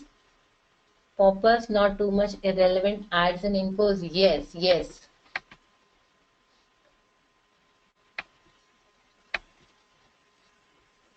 Yes, this is a very good point that you should not add much advertise much on it. Say if a person as soon as he's opening a website, a lot of ads are appearing on it, then he may be not able to see the content very clearly. Maybe the ads are hiding the main content part in the website. So ads can be there, but then you have to put advertisement in such a way that it should not block the view of the user, and it should be in such a way that it should be the user should be able to see all the content or the menus clearly. So yes, option to jump on any particular page. Yes, so there are a lot of menus on the top should be there of all the important topic, so that any point of time he wants to go to some other page, he is able to do it. So all the important topics which you feel, say if I am making a digital marketing website, then my all the components like SEO, SCM, Google AdWord, then if I want to tell about what are the job opportunities, or if I want to tell about, say, affiliate marketing. So all these are very important topics of digital marketing. And if I'm making a digital marketing website, then these all the topics should be clearly visible. And if a person is looking for some specific information in any topic, he should be able to go to that particular page, or he is able to navigate to that page immediately, and he is able to find that page immediately or easily. Yes, so that yes, Saurabh, the option to jump on particular page. So depending on the topics which you feel which should be there in your website, a person, all those topics should be covered, and person is able to jump to those websites. And it is always said that if that in 3 clicks a person should be able to reach to the main page of your website. Now what do you mean by that? Say if you are selling some product and services, some product, any product you are selling, then then he should be able to go that main page, the main page where the conversion has to happen, where he has to buy. He should be able to reach to that page in 3 clicks. That is a standard procedure that has been standardized by the industrialists, or the standard procedure we people follow. So that is also one of the things, that a person is able to go to the main website of your main page of your website, which is the most important page, where you feel the main conversion will happen, where mainly say where he is going to actually buy the product. He should be able to reach to that page within 3 clicks. Not much ad, yes, or a easy language. Yes, whenever you're making a website, try to think that they are the most dumbest people. What do you mean by that? Most dumbest people means that it should be in a very, very simple English. You don't have to show your higher English skills in that. It should be very easily understandable to a person that what you are providing, what are the main features and specifications. Okay, should be very, very, we should always, whenever you are making a website, think of the people as the most dumb people, as if they don't know anything. Because number of, it's like we all are okay qualified people. There's sometimes what happens, they're very simple housewives, they don't know anything about it, and they, if they want to go and view their website, maybe they don't know anything about it.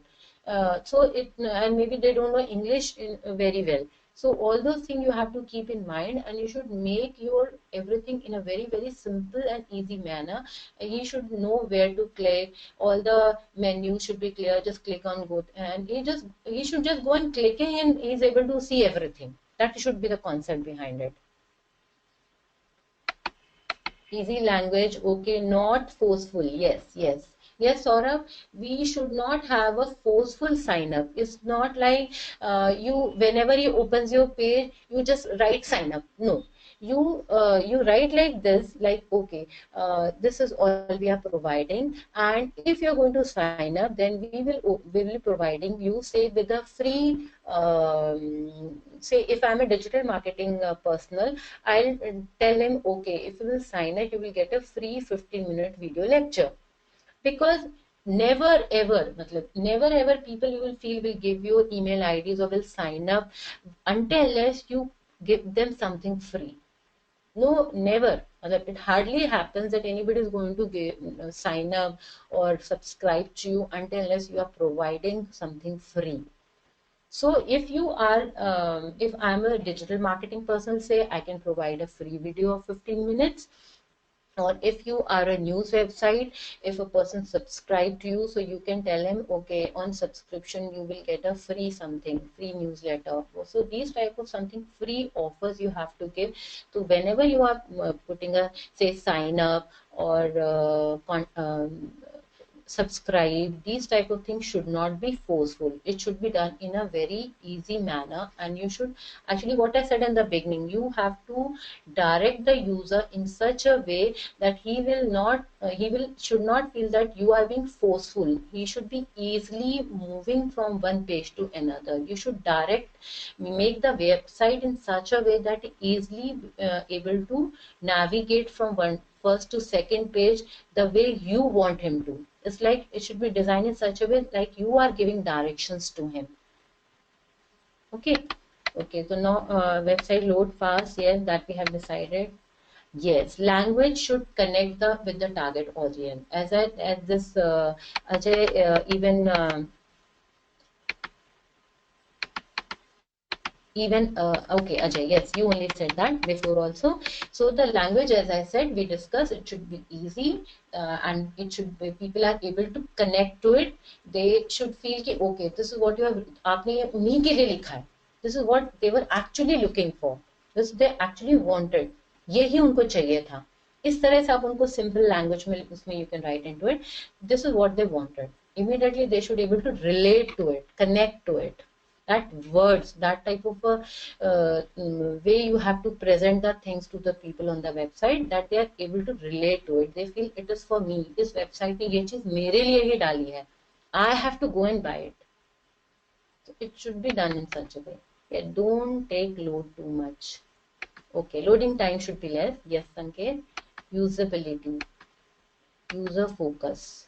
Yes, we have to, I already said, Sanket, user focus, that is, we try to, if there are some important things or some free offers you're providing, highlight that so the user focus goes on that. Say if you're providing, if he's buy for the first time, you're giving free shipping or you're giving a 20% discount. The first thing is on the page, he should be able to view your content, and then you can give what all free things are there to motivate him to buy from you. Multi-language platform. Okay, so when you are designing your website, Ajay, then you have to select the language. So you can make in other language also. Okay.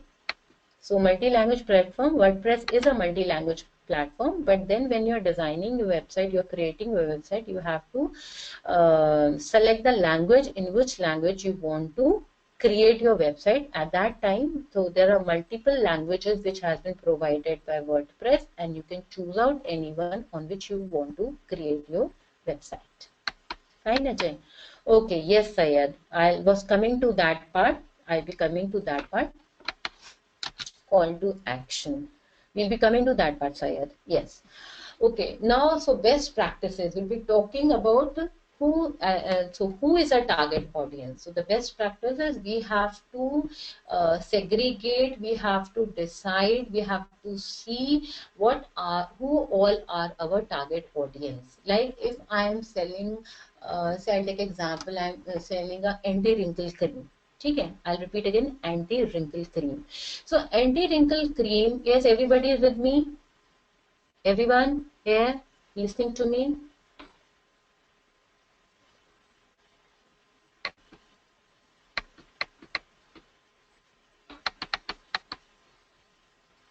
Okay, yes.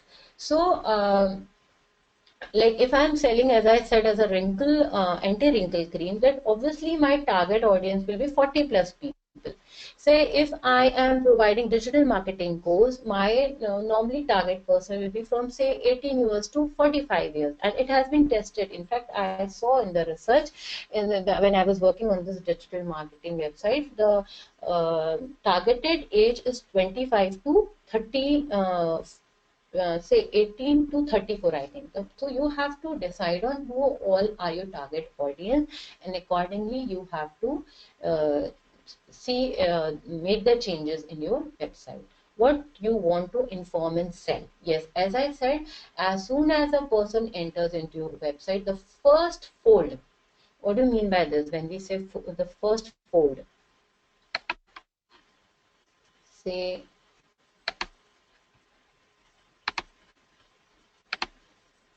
so when I say opening this website, so this first page which is appearing, it is called as first fold.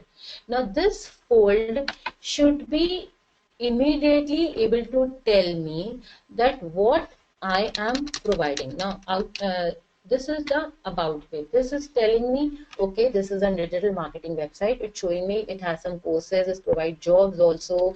You can see question answers also.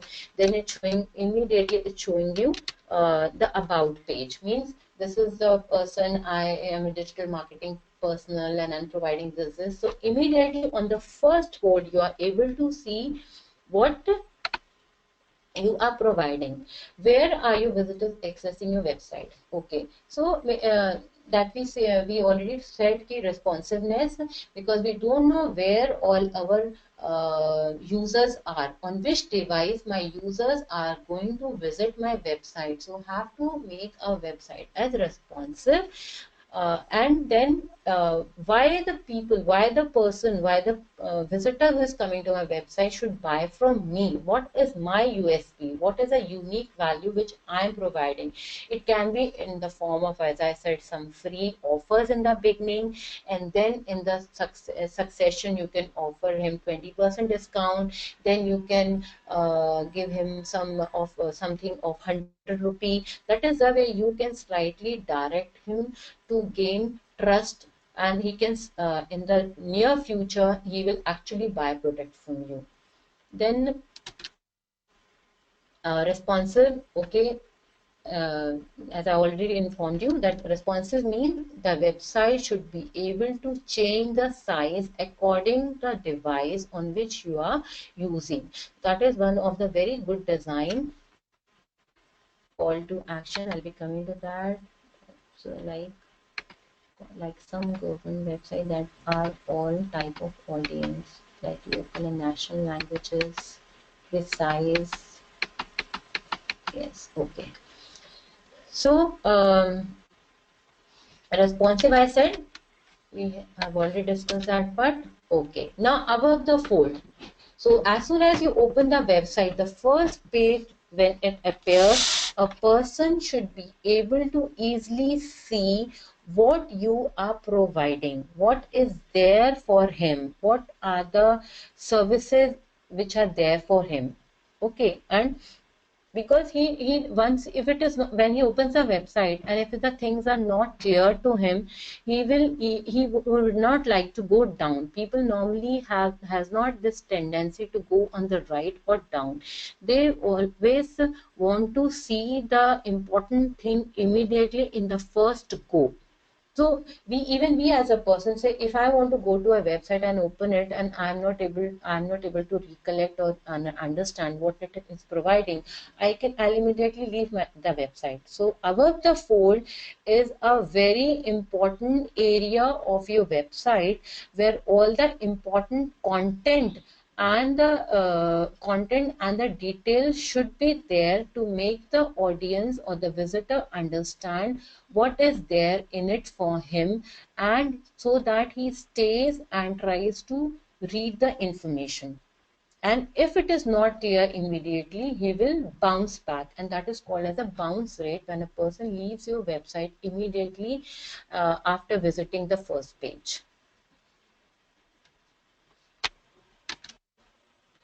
Okay, have proper call to action. Yes, you were talking about this, Sayed.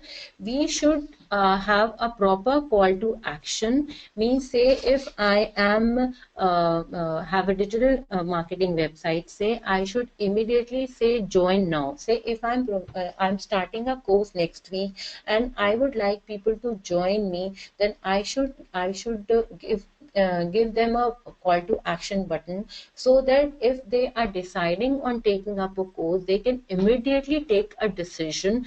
And if we will give them a proper call to action, say join me or register yourself, these type of call to action button will direct the user or will motivate him to click on this call to action. And your call to action should not be more than 2 or 3 in one single page. These are some standards are there, that you should not have more than 2 or 3 call to action. And next thing is, you should not have different types. Say if you are saying buy now or register now, so these are actually opposite things are there. You are confusing the visitor that what action you want him to take. Okay, so whatever call to action you are putting, they should be compatible with each other. They are synonym with each other. It's not like, say, if you are basically, if your website is a news website and you are only looking for subscription, so you will say, okay, subscribe to us. So you should only write that. There is nothing to buy. If you put a buy now, call now, so those are not compatible. So whatever call to action buttons you are using, so it should be not more than 2 and 3, and they should be compatible with each other, and it should be actually related to your, or exactly related to your industry. So if you are you are just looking for the say people's email ID, so you will say just sign up or join us. So you are just looking for the ID part only. Immediately, if on the first page you will write buy now, book now. I did not get your point here.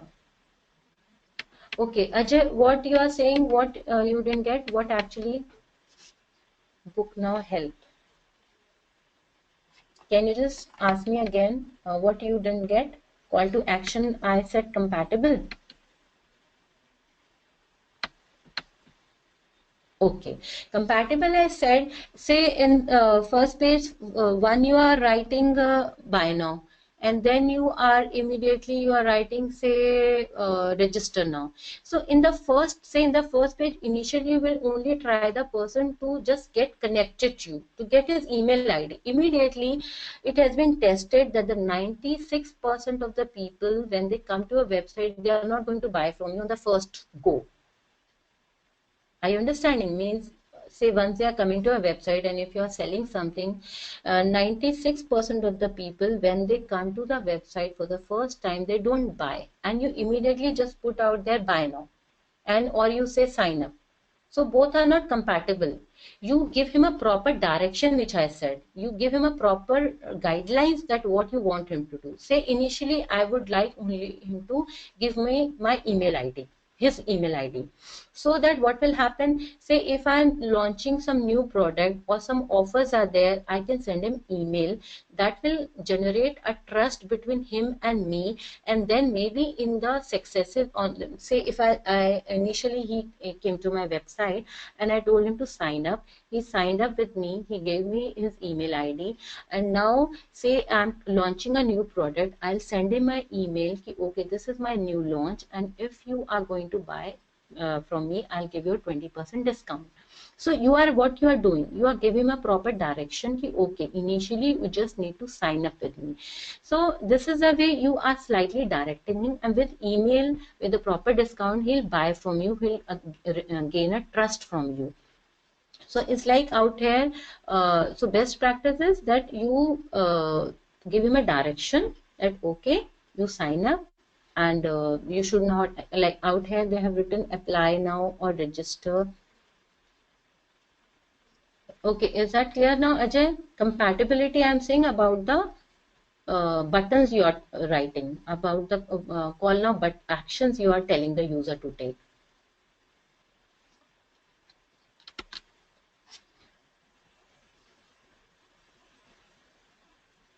We call them call to action. Out here we have apply now. This is a call to action. We are telling him to apply, advertise here. This is actually for the different people out here. Say if it is advertisement for a job. If a person wants to advertise, he wants to put up a job out here, it is for that person. It is different. If a different type of visitor is coming, you want him to register, that's a different type of thing. Call to action buttons. Yes. Okay, categories, archives, search, contact. So as I said, you should have proper menus, like category menus are there. Then you have search bar you're giving contact now. Then you have different menus. What are the subcategories? So if I'm taking digital marketing, then out here, as I'm taking this. So out here, I have so many categories, subcategories are there. So this is a very clear for the user in which category he wants to go and you want to read more information about. So these type of categories you can provide. If there is a, if it is services, he is looking for the digital marketing, then he can go for this option. If he's looking for remarketing services, then he can, so these type of subcategories and then subcategories you should provide so that there is a clarity what type of services you are providing, what are different type of pages are there. Like in this, even if you're providing job, then you should make sub menus also. Okay, what are the different type of jobs he can go for. Okay, so this is there that you should.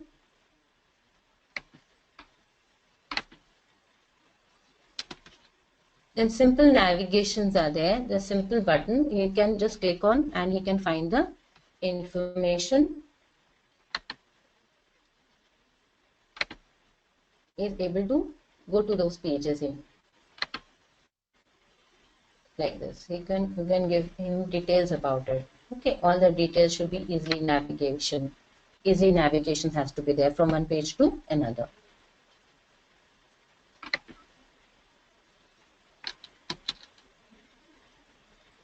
Okay, so the social media buttons has to be there. Say if a person is finding some content very interesting and he would like to share it, then he should be able to go to different social media platform where he is able to get engaged with you. He can connect with you. Say if he would like to have some regular updates or the regular information from you, and he wants to go to see regular information from the Facebook. So from the website itself, he should be able to connect to your different social media platform and can get the post and the recent updates which you are posting on these platforms on the regular basis. So this is again always on the header or on the footer you should add social media buttons.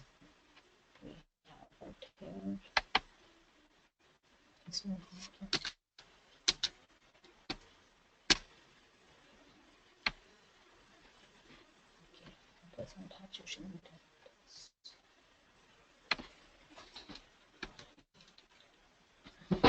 Now add blog to your website. What do you mean by, say if I'm making a website on digital marketing, fine.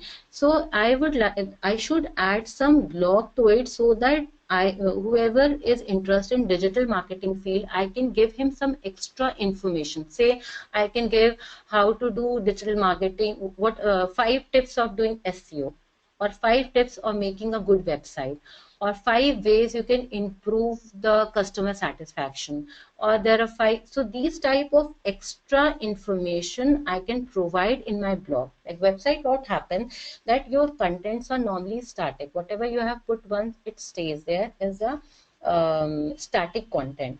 But if there is some extra information you want to provide to the user, you can give it using the blogs. So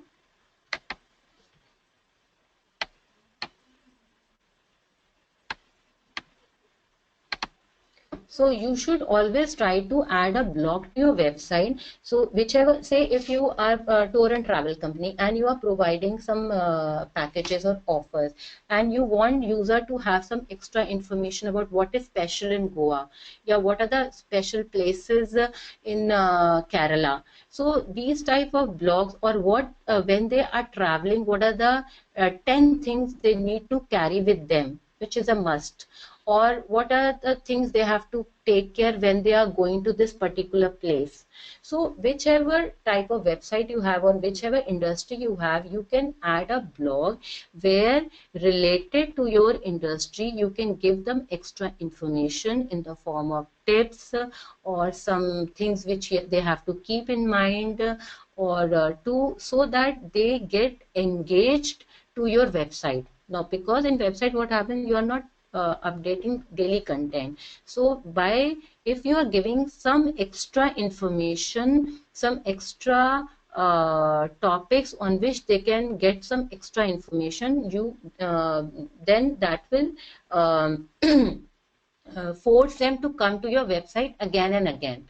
So blog is very important feature when you are making your website. When you will make your website in WordPress, there is a blog option, and you can add that, so that you can so the people are, because what happens when you're putting the blog, say you are putting a blog on a twice a week basis, on the regular basis you're putting it, and if they're getting some very useful information through that, they will be forced to come to your website, and they will also feel interested. Okay, every time when I have in the twice a week they're putting some extra information, some interesting information which can help me in some other ways, so they will definitely come to your website again and again, and that will improve your ranking also.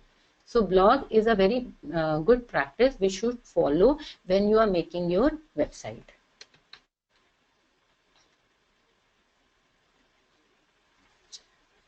Okay, now say we'll be starting with the free WordPress today. I would like, so I'll give you just 5 minutes, and decide on the outline of the pages, what all you need, what you want to sell, how many pages you will have. So it's like 5 minutes I'm giving you all. If you already, somebody has a website, they can just take a break of 5 minutes, and other, please plan out something. We'll write it down, so make some pages, deciding the menus.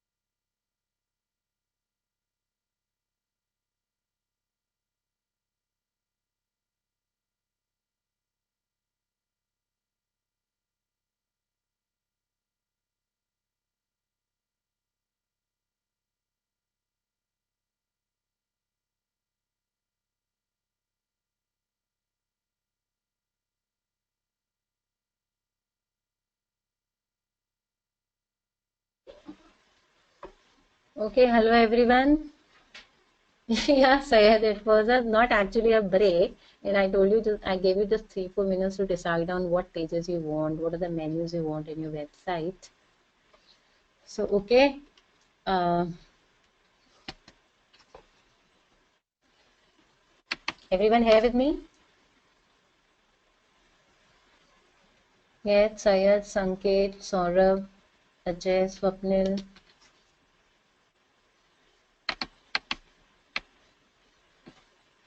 Yes, okay, Sanket.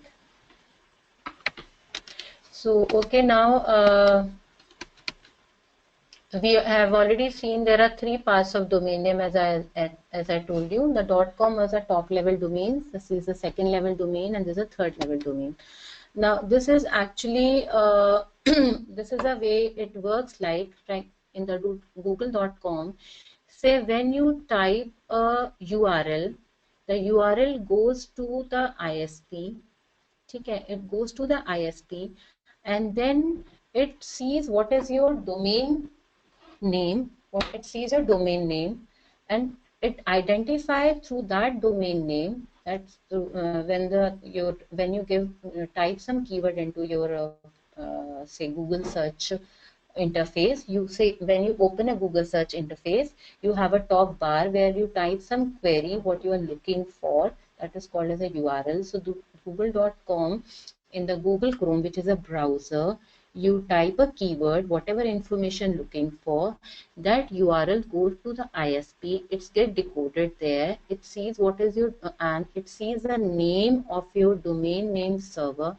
It goes to that server which is there, which it is able to find out through your URL. That servers provide that with the information, with that website which you are looking for. Say whatever keyword you have typed, depending on that, say I wrote flipkart.com. So that flipkart.com will be decoded. It will find out on which particular server that website it's stored. That information is given back to the ISP, and then it comes to my browser, and then I'm able to view that website. Okay, so I'll repeat again. Once you goes to Google search interface, you type some URL, say as I said example, say amazon.com. I'll type that URL. That URL that will go to my service provider. That will be decoded there. That what that means. It will. What do you mean by that? That domain name, whichever is there, it will be converted to some IP address. It will go to that, find out which server this amazon.com is stored. It will find out, it will get that information of that website, and then I'll be able to view it. That is the way it works. Because domain name server is a human readable information. I can read amazon.com because I can read English, but all these computers on the World Wide Web which are connected to each other, they can only read this IP addresses. So your domain name is get decoded or get converted to a IP address through which the information is being read. So that is everything internally is happening in the form by using IP addresses. So because all my computers, my interconnection, they understand IP addresses. So that is the way it works. This is a domain name, and then now we'll be seeing, we'll go to the Google and see how we can, we'll go to say GoDaddy, and we'll see step by step how we can buy domain and hosting from where, what are the different plans, what are the different things which have been provided to you.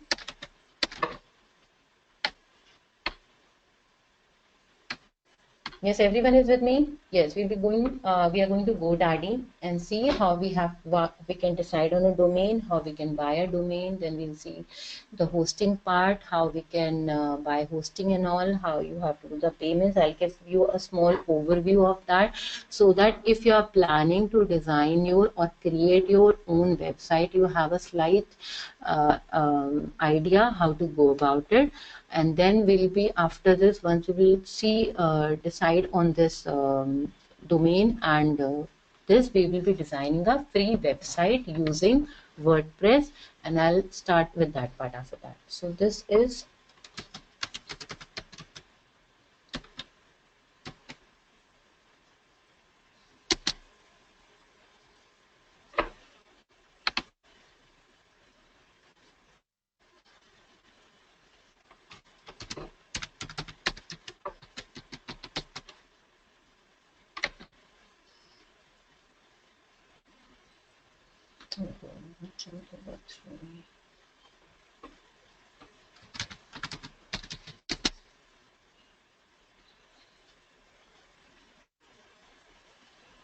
authentication failed.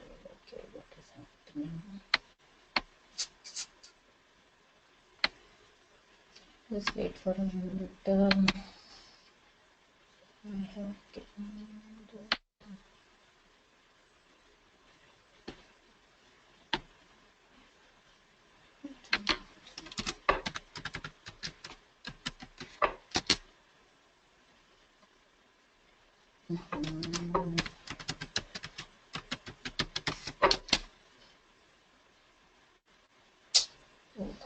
Sorry, okay. Let me okay, let me write.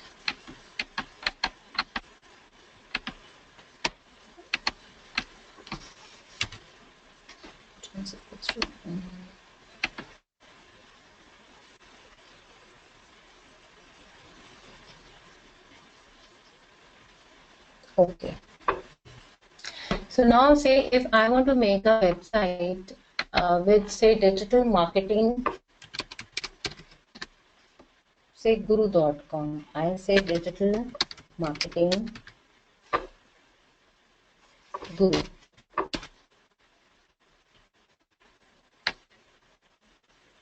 So I will search for this domain out here.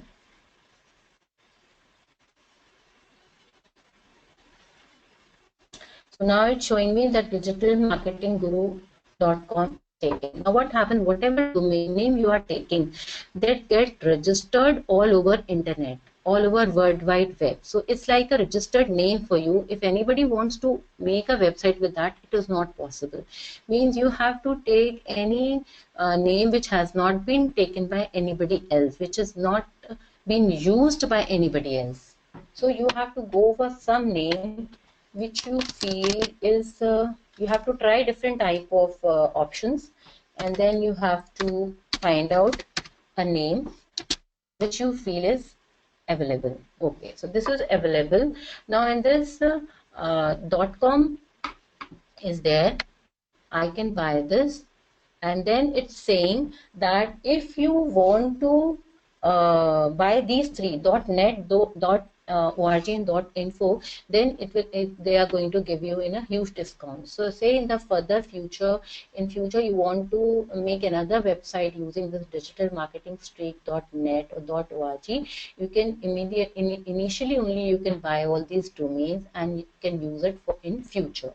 So that, as I said, in the auction website, it happens. People, that is what people do. People buy number of domains from here, and after that they resell it at a very higher price, and that is the way they earn money. That is the way earn revenue.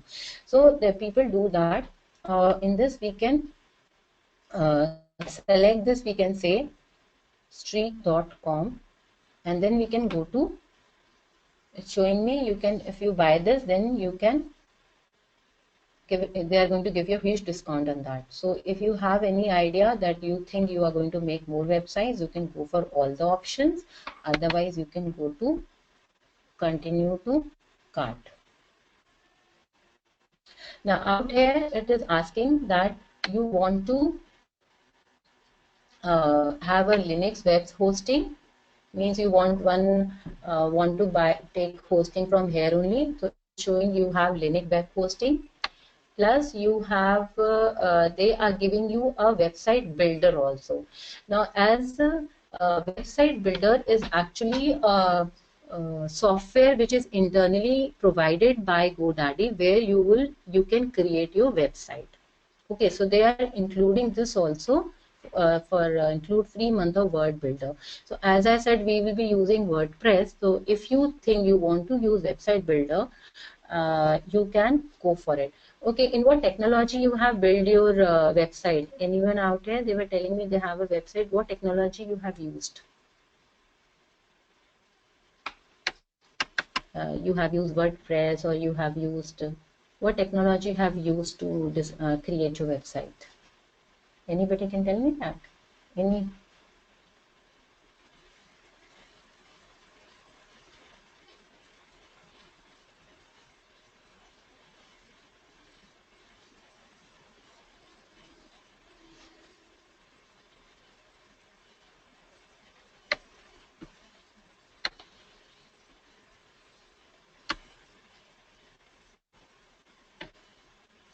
Okay, not aware. Okay, so you can design your create your website in this website builder, and then you have create an email address that matches your domain. Yes, we want that. So what will you do with it? So you have to go. You can go for this. Best is you going for the Linux hosting. So I'll say okay. If I want to buy the hosting from GoDaddy only, then these are the different plans they are providing. This is a starter plan where you can host one website, because when we are buying a hosting space, we can save more than one website on one domain, one hosting space. So for the starter, they're saying that you can host one website. You have so much of disk space, and then you have so much of bandwidth, and free email is included, because whenever we want to start a business, we want to have a business email ID. So a free email is included. So you can go for the starter, you can go for this economy also, or you can go for the deluxe. So these are the different plans are there. You can go for, and initially you can just start for a starter, and then we say if we don't want a website developer, we will unclick on it. Then it's asking that for the privacy protection you have to pay 9900 per domain. So obviously we'll be looking for the privacy protection. Then it can saying create an email address that matches your domain. So if you want this, you can add this also, and then continue with these options.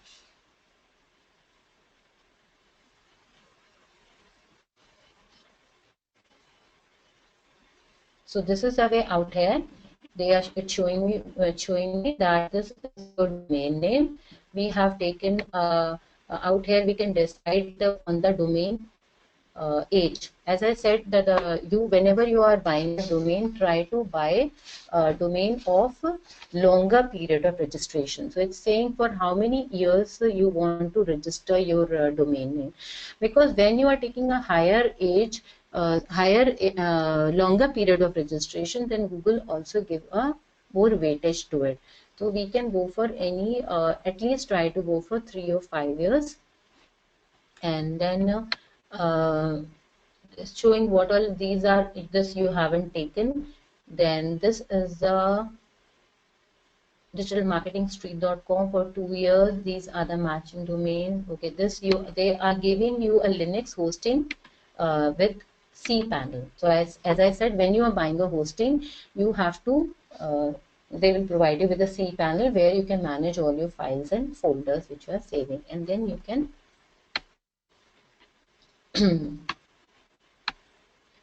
proceed to checkout. Now, once you proceed to checkout, then they will ask you all the billing information. So now, so at present we are not buying.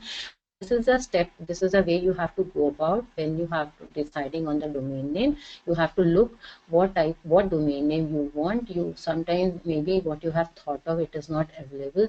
Then you can go for some other domain name which is fulfilling your requirement. Then you have decide on the domain your period of registration you want. Then you have to decide on what type of high level domain name you want. Then you can go for the hosting. You have to decide on what type of hosting you want. It will give you a complete, and then you have to give the payment detail, and then you can buy all these by giving all the details by the payment information, you can buy this. Now this is the way you can buy the domain and hosting from GoDaddy. Okay, so this is what you have we have done all this. You have a domain name, you have a website, and that is the way it's going to, your hosting is a place. Now adding domain to the hosting account.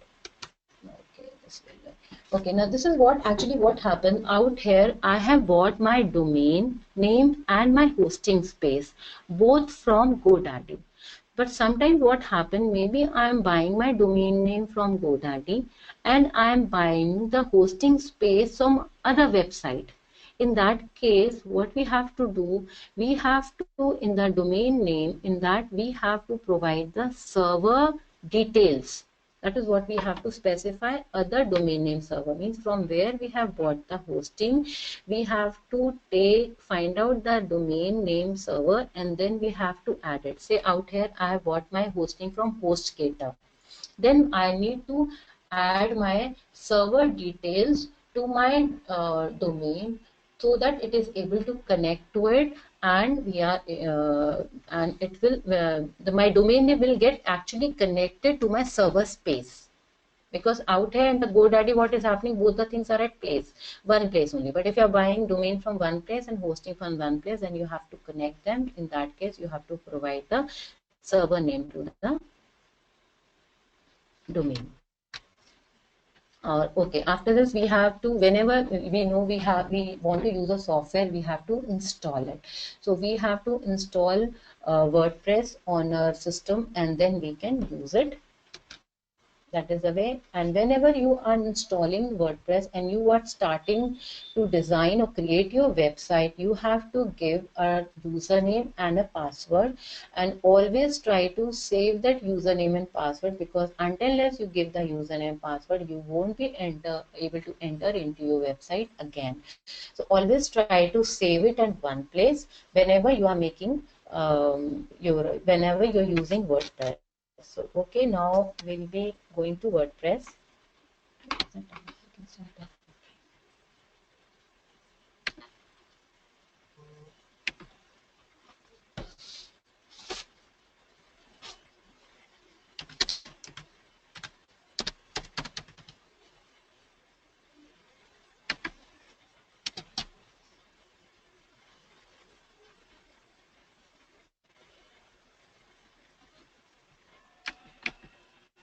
Okay, everyone clear up till now that GoDaddy and hosting, how to buy domain and hosting, that was that part clear?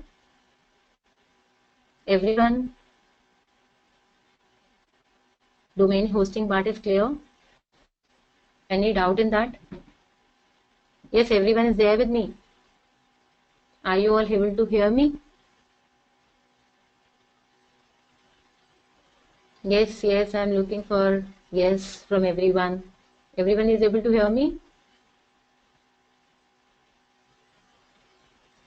Yes, domain and hosting part is clear. How you have to go and buy, and you can buy it individually from two places, and then you have to connect the server name with the domain name. Okay, is that part clear, everyone? Now, okay, clear. That's nice, Sayed. Thank you, Ajay. Thank you. Okay, so whenever you are planning to create your own website, you have to first go and buy the domain name from the domain hosting website. Then you have to buy the hosting also, and you can buy both from one website or you can buy individually from two different websites, and then you have to provide the server name to the domain name and you have to connect it. Not today, because we will be creating a website in WordPress, but we'll be using a free theme. There are a number of free themes. So initially, if you want to practice, you can take a free theme and you can create your WordPress site. And whenever you want to go for your self-hosted one, you have to buy and then you have to start off WordPress. Okay, so that is the way we go about it. So say this is you have to so whenever you want to start, now parallelly if you want, you all can start off working on WordPress. Okay, so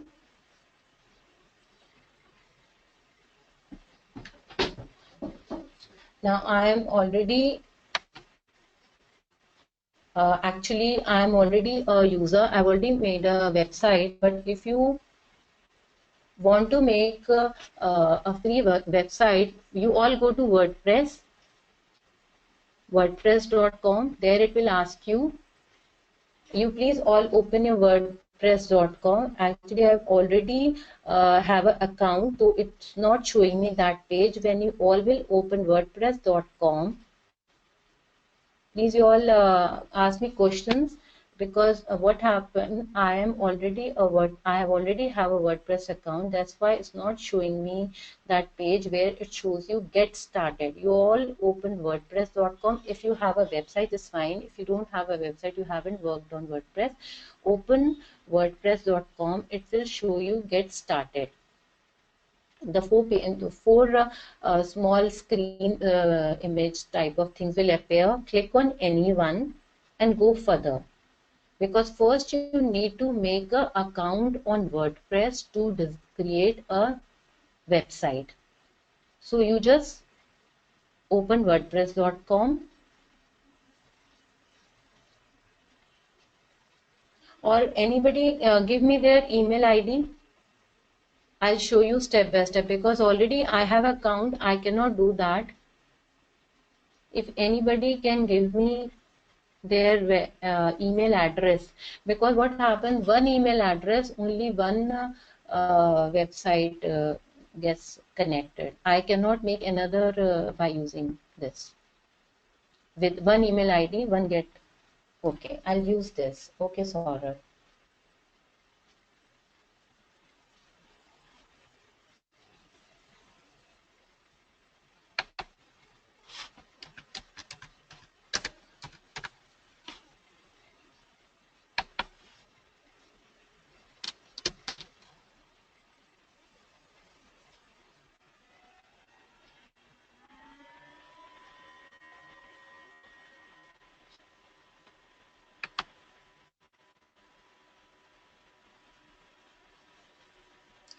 Now, whenever you want to go to WordPress, you need to have a Gmail. I just log out from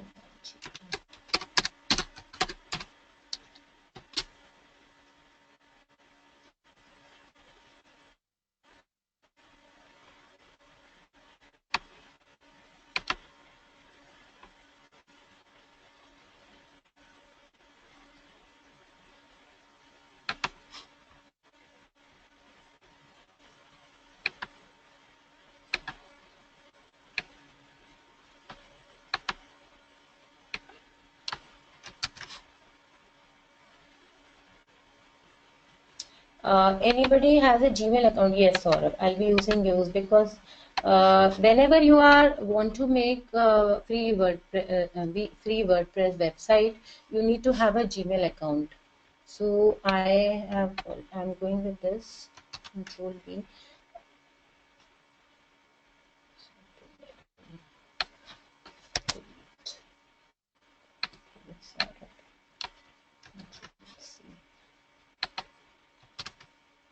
Saurabh, send me the password.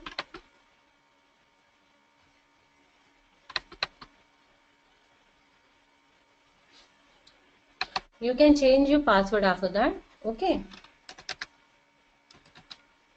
I'm using your email ID and password, and you please change your password afterward.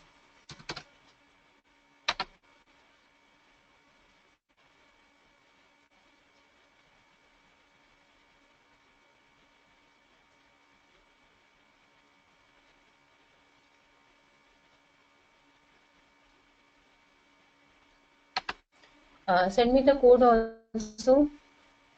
Saurabh, okay, thank you, thank you. Thank you, Saurabh, for trusting me. Please send me the verification code you must have got on your phone. Can you send me that?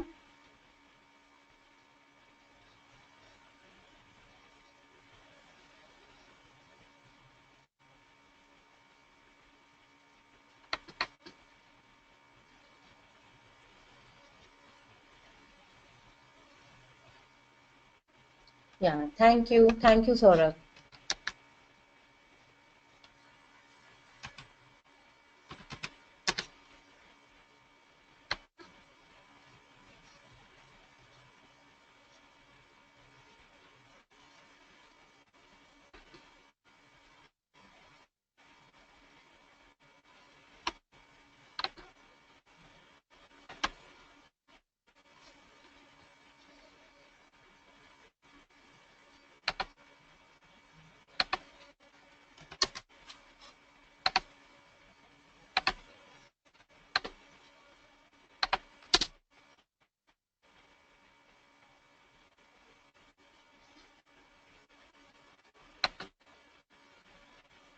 Okay, मेरा क्यों दिखा रहा है?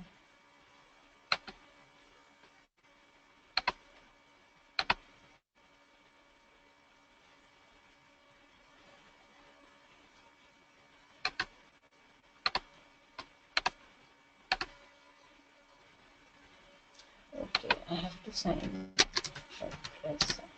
नहीं कर रहा है.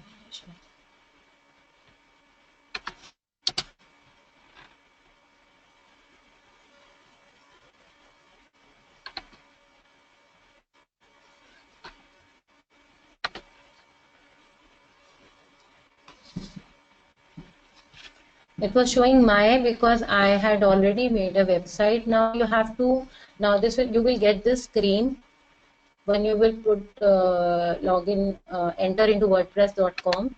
You click on get started. Fine. Is everybody doing it parallelly with me? Everyone is doing with me? So now you have to, if you don't have, because only when website get connected to one account, and you need to have a Gmail account for this. Okay. So you click on any one out of this. Now you can pick up a theme. Now in this what happened, these are the themes available out here. As I was telling you that whenever you are trying to decide a theme, you have to decide it according to your product and industry. Look for all the features that theme has. Say if I click on this theme. So out here it will now it will say I have chosen that theme. Can you see this? There are number of themes out here. I can choose out any one. These are all the themes. You can just have a look. Fine. And everyone see, you can, yeah, fine. Okay, Sayed, please you all go on. You can pick up any theme, and it is not necessary that which you are taking now, you cannot change it. At any point of time further you feel you want to change the theme, you can go for it. Okay. So say take which theme, okay, I'll go for button. Then you have 26. Okay, I'll take this theme. Now it will ask you enter a name or a keyword. Okay, say if I want to say digital marketing.com.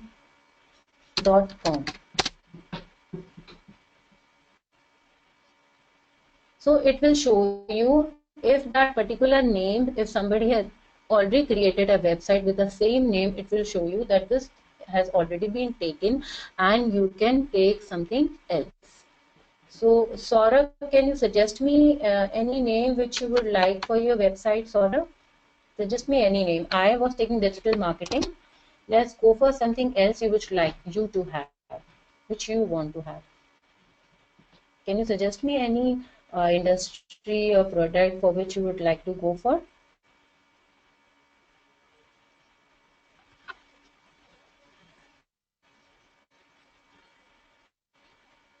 Saurabh, are you there with me? Yeah, okay. Aptitude trainer. Oh, that's nice. Wow, that's very nice. Aptitude trainer. That's very different, in fact. Aptitudetrainer.com. Is that right? is available. Okay, we can go for aptitudetrainer.com and it's showing that this is there. We can go for this. Okay, so we can say aptitudetrainer.com.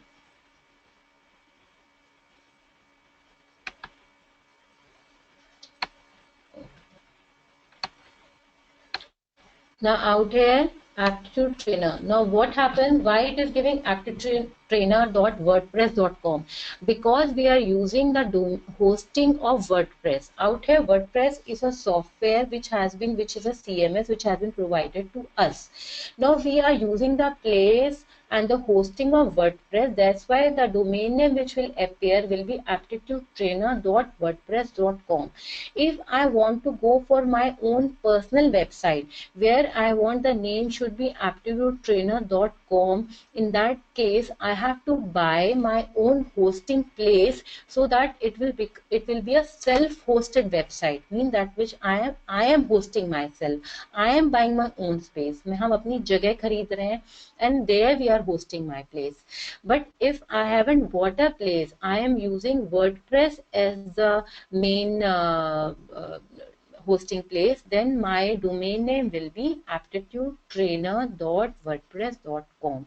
So this is for free, and then I can again, this is a free plan. There are a number of plans available to us where this is this much dollar per month. This is, so you can go for different, and out here you can see that if you want to free, then it is giving me a subdomain, because the main domain is what? WordPress, and my name is a subdomain out here.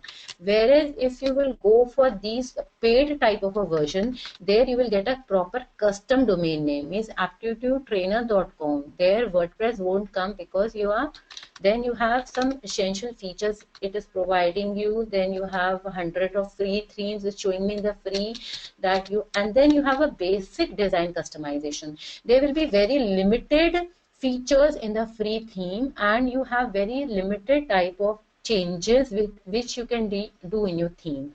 But when you buy it, then what happens, there are a number of, if you want to add some features, there is quite a possibility that free theme does not have, ma'am, spell it, aptitude trainer, spelling is wrong somewhere, Saurabh. I'll just check.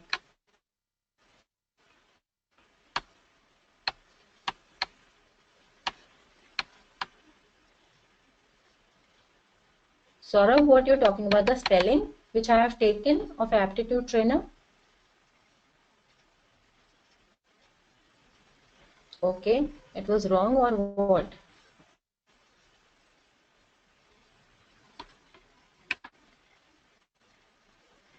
Aptitude. Okay, I'll just check the name. Oh, sorry. Thanks. Good. Okay. So this is taken. So you have to do some modification in this. Sorry, Saurabh. I don't know how come I wrote that spelling wrong. Okay. Now, can you add something into it? Because this aptitude trainer is not available.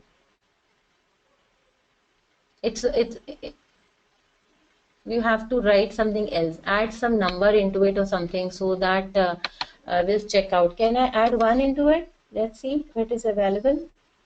It is available. The aptitude trainer itself is not there. Okay. So can I add 1, Saurabh? Is that fine, or you would like me to add some other character? Okay, fine. So I'll just put 1 into it. I don't know how come I wrote the spelling. Okay. And then it's showing it is available. Then I go for free. Then I'll go for out here. Have you seen, these are all the things it is providing? As I was telling you that in the free theme, there are a number of features which will not be there for you. And so if you want to use those, add those features in your website, you have to go for the premium where you have to pay. Okay, so we'll go for this free one. Pick a plan for you.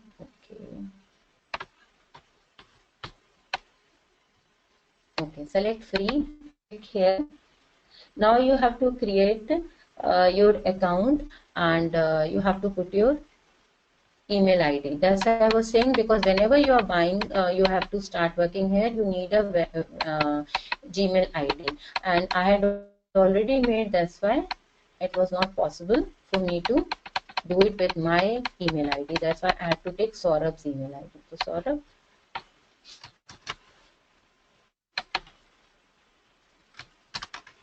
this is Saurabh. Now choose a password. I'll take this. I'm taking whatever, this is the password you have given me. Fine, Saurabh. The same what you have given me, I'm using the same password. So when you try to open it next time, use the same password, okay, which you gave me.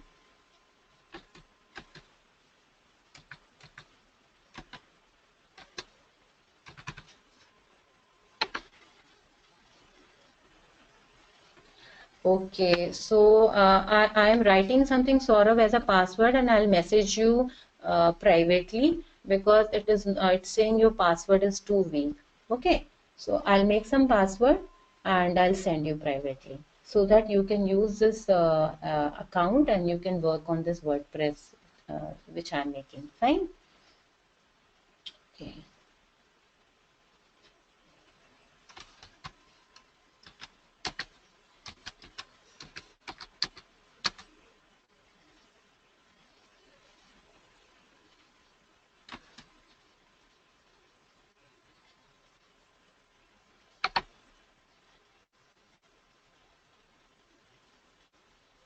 Okay, so whenever we are doing this, a mail will be sent to us in a Gmail account, and until unless we activate that link out there, we won't be able to do any changes in our WordPress, in our website.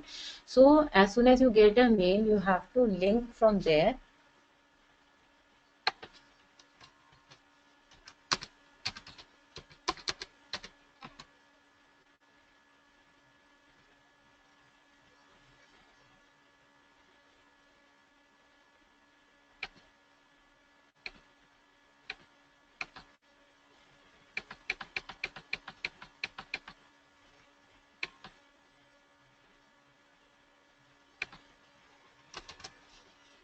Okay, so you go to your mail, you click on that option, and then you have to go to confirm now.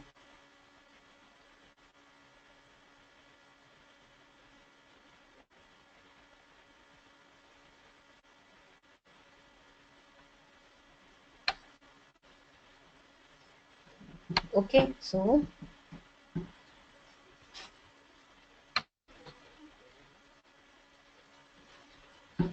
out here, this is the theme which we have selected, and these are the widget or the sidebar or the menus which are available to you. Now whenever you want to do the changes, now this is our name, aptitude trainer wordpress.com. If I want, this is from where we will be able to see my website, and if I want to do the changes in my website, then we have to select this,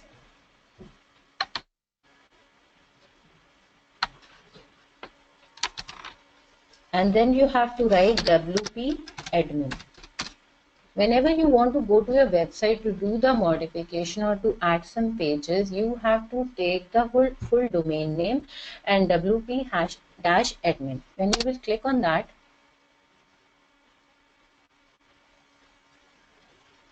this is a dashboard. This is a WordPress dashboard that will appear, and you can see what all modifications you can do now, what all possibilities you have. Now you can make the pages from here. Fine. Then have the all the steps which I did, were they very clear to you, everyone?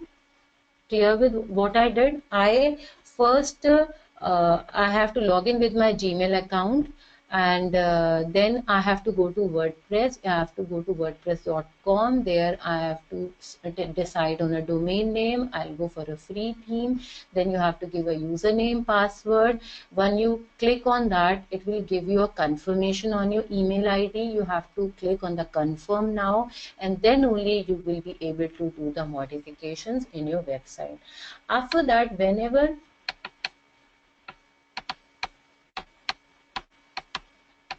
Yeah, okay. I'll repeat the admin part, Syed.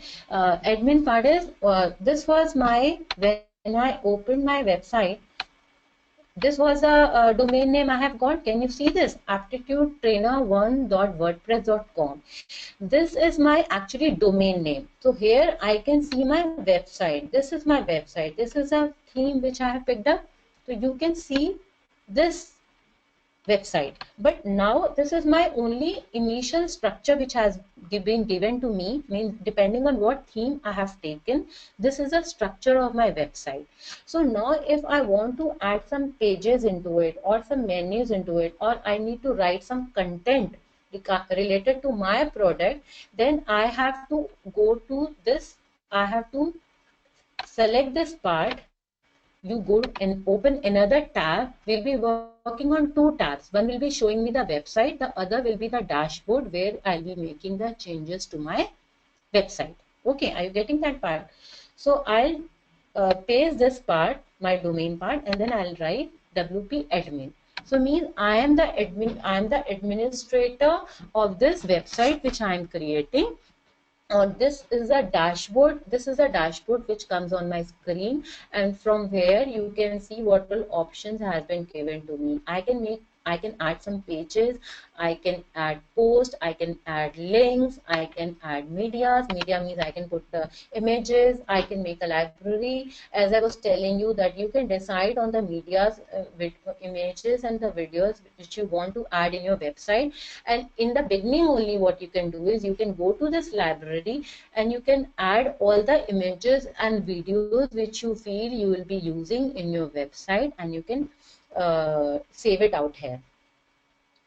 Okay, so in the media option you can add all the what all media items you want to add. Say I'll show you. This is a library. Now it's showing me add in. Means whenever you want to add, initially you can add all the images and videos you think you will be adding in your website. So it shows you all the pages, all the pages which are available. Now out here we just have, in our theme which we have selected, we have these two pages. Then so this is a content which you can add through pages, post, media. These are all the content part. And this is the appearance. Now what happens in the website, we have two parts actually. Say this is, I'm opening my website. This is a content part. Can you see this? This is a content part in the middle. This is a content part in the middle which I'll be putting only once, and which will remain as it is. So this is called as a content part, and these are widgets, these headers. This is the static part, means which will not change. Means if I'm changing, say I'm clicking on home. Even if I'm clicking on home, my sidebars and my footers and headers will not change. Those are the constant part, I can say. That will remain constant. My header, this I'm saying this is a header part at the top. Then this sidebar, then my footer area. Out here we don't have anything, but the header, footer and the sidebar, they are the constant part. What do you mean constant? Means whenever even we'll go from one menu to other, that will remain same. So I'll give you example. Say I open any website.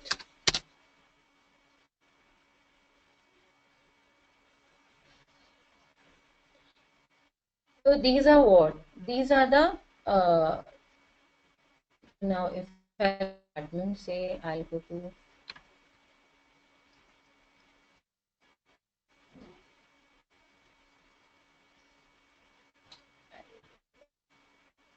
this is the bar which will remain constant, and the this we have footer. This is a footer. So all this area, which is all this content, whenever we are opening some other pages also, this below content, this side content, this side ads, this top content, these menus will remain constant. So this part is called as a constant part, which remains static, which does not change, and the middle this we are going to this, because if you are opening another page, there will be some other content, and in this particular page there will be some other content. So these are the when we want to put the content part, we have to come here, and when we want to change these menus, these widgets, these headers, we have to go to this appearance option. So all the constant part which does not change when the pages changes, those are being handled by this appearance option. The widgets are the sidebars are called as widgets. The menus are, as I told you, menus, these are called as menus actually. So all these menus and this header and this footer, all these are being handled by the appearance option. And what all the content part is there which comes in the middle, pages, medias, links, post, all these things are being is out here. So all the content part you will handle from here, and all the static part which is static, which is constant, will work from here. So I think I have given you an initial overview of the WordPress, and actually how to make pages, how to make posts, we will do in the next session. So any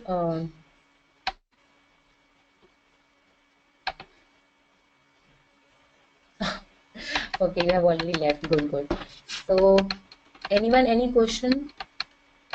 Okay, it's fine. If you have left, it's fine. Kindly repeat. Admin, Syed, is the admin part clear? Syed, is admin part clear? Yeah, I know time is up. Even I am moving out. So yes, but I just wanted to know if that admin part is clear. So I have just shown you what all things are there, and we will be continuing the session, and next time where you will see how to make the pages and everything and all. It is admin. It is not admit. It is admin. Okay, yes, fine, Sayed. So every time you have to type this. Okay, okay, everyone. Good night. I think any doubts, anyone who wants to ask some questions immediately in a short span of time, faster. Anybody want to ask any question? Okay. Good night, everyone. Let's continue next time.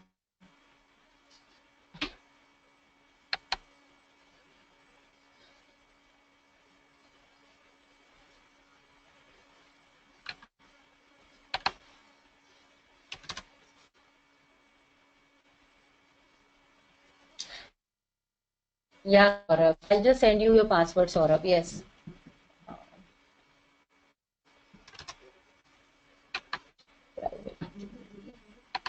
Hmm. Okay, now. I'll just send him his password.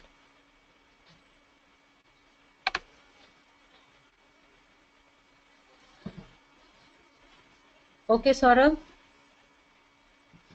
Fine. Got the password. Now you all can you send me the mail ID? What mail ID, Sayed? You have whenever okay, you have to make a Gmail account. So if you want to go to WordPress, you please make a Gmail account and then use that Gmail ID to go into this WordPress. You make your own Gmail ID. Okay. Fine, Sayed. Okay. Okay. Good night, everyone. Anyone, any doubt if they want to ask? Yes, yeah. Saurabh, I'm online. Please ask some queries. Whatever queries you have, you can ask me. And whoever wants to leave, okay, they can.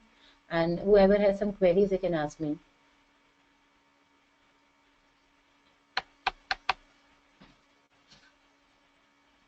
Okay, you missed the last session. Oh, um, okay. I think Diktesh will help you with that part. Watch the session again.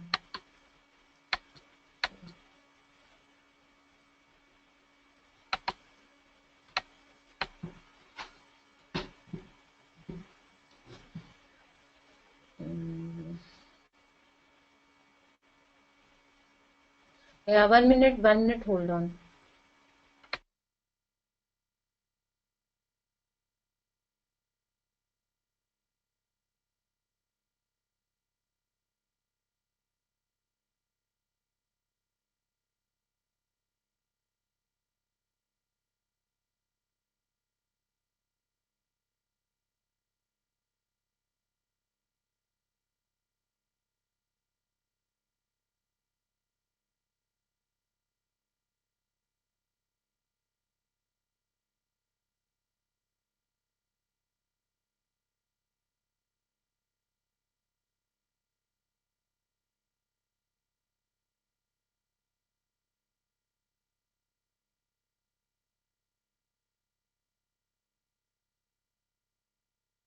Fine. These sessions are actually recorded, and you can contact with the coordinators, and you can watch them by tomorrow evening. It will be available for you, so you can watch it anytime. Okay, so just contact with your coordinators, and even the previous session which you have missed. Can you all listen to me? Whatever previous sessions you have missed, that will be contact with the coordinator. It is already online. I think it is already there. You can watch that session also. And even these sessions, they all are recorded. Fine. So that is not a problem. Any other thing? Okay. Okay, good night. Okay, good night. Next session, that will be informed. Okay. You will get the information about the next session when it is happening. No issue. I'll inform the person. He will contact you, Saurabh. Don't worry. Okay? I'll personally tell him to contact you. Whoever the concerned person, I'll tell him to contact you. Fine? Okay. Take care, everyone. Good night, everyone.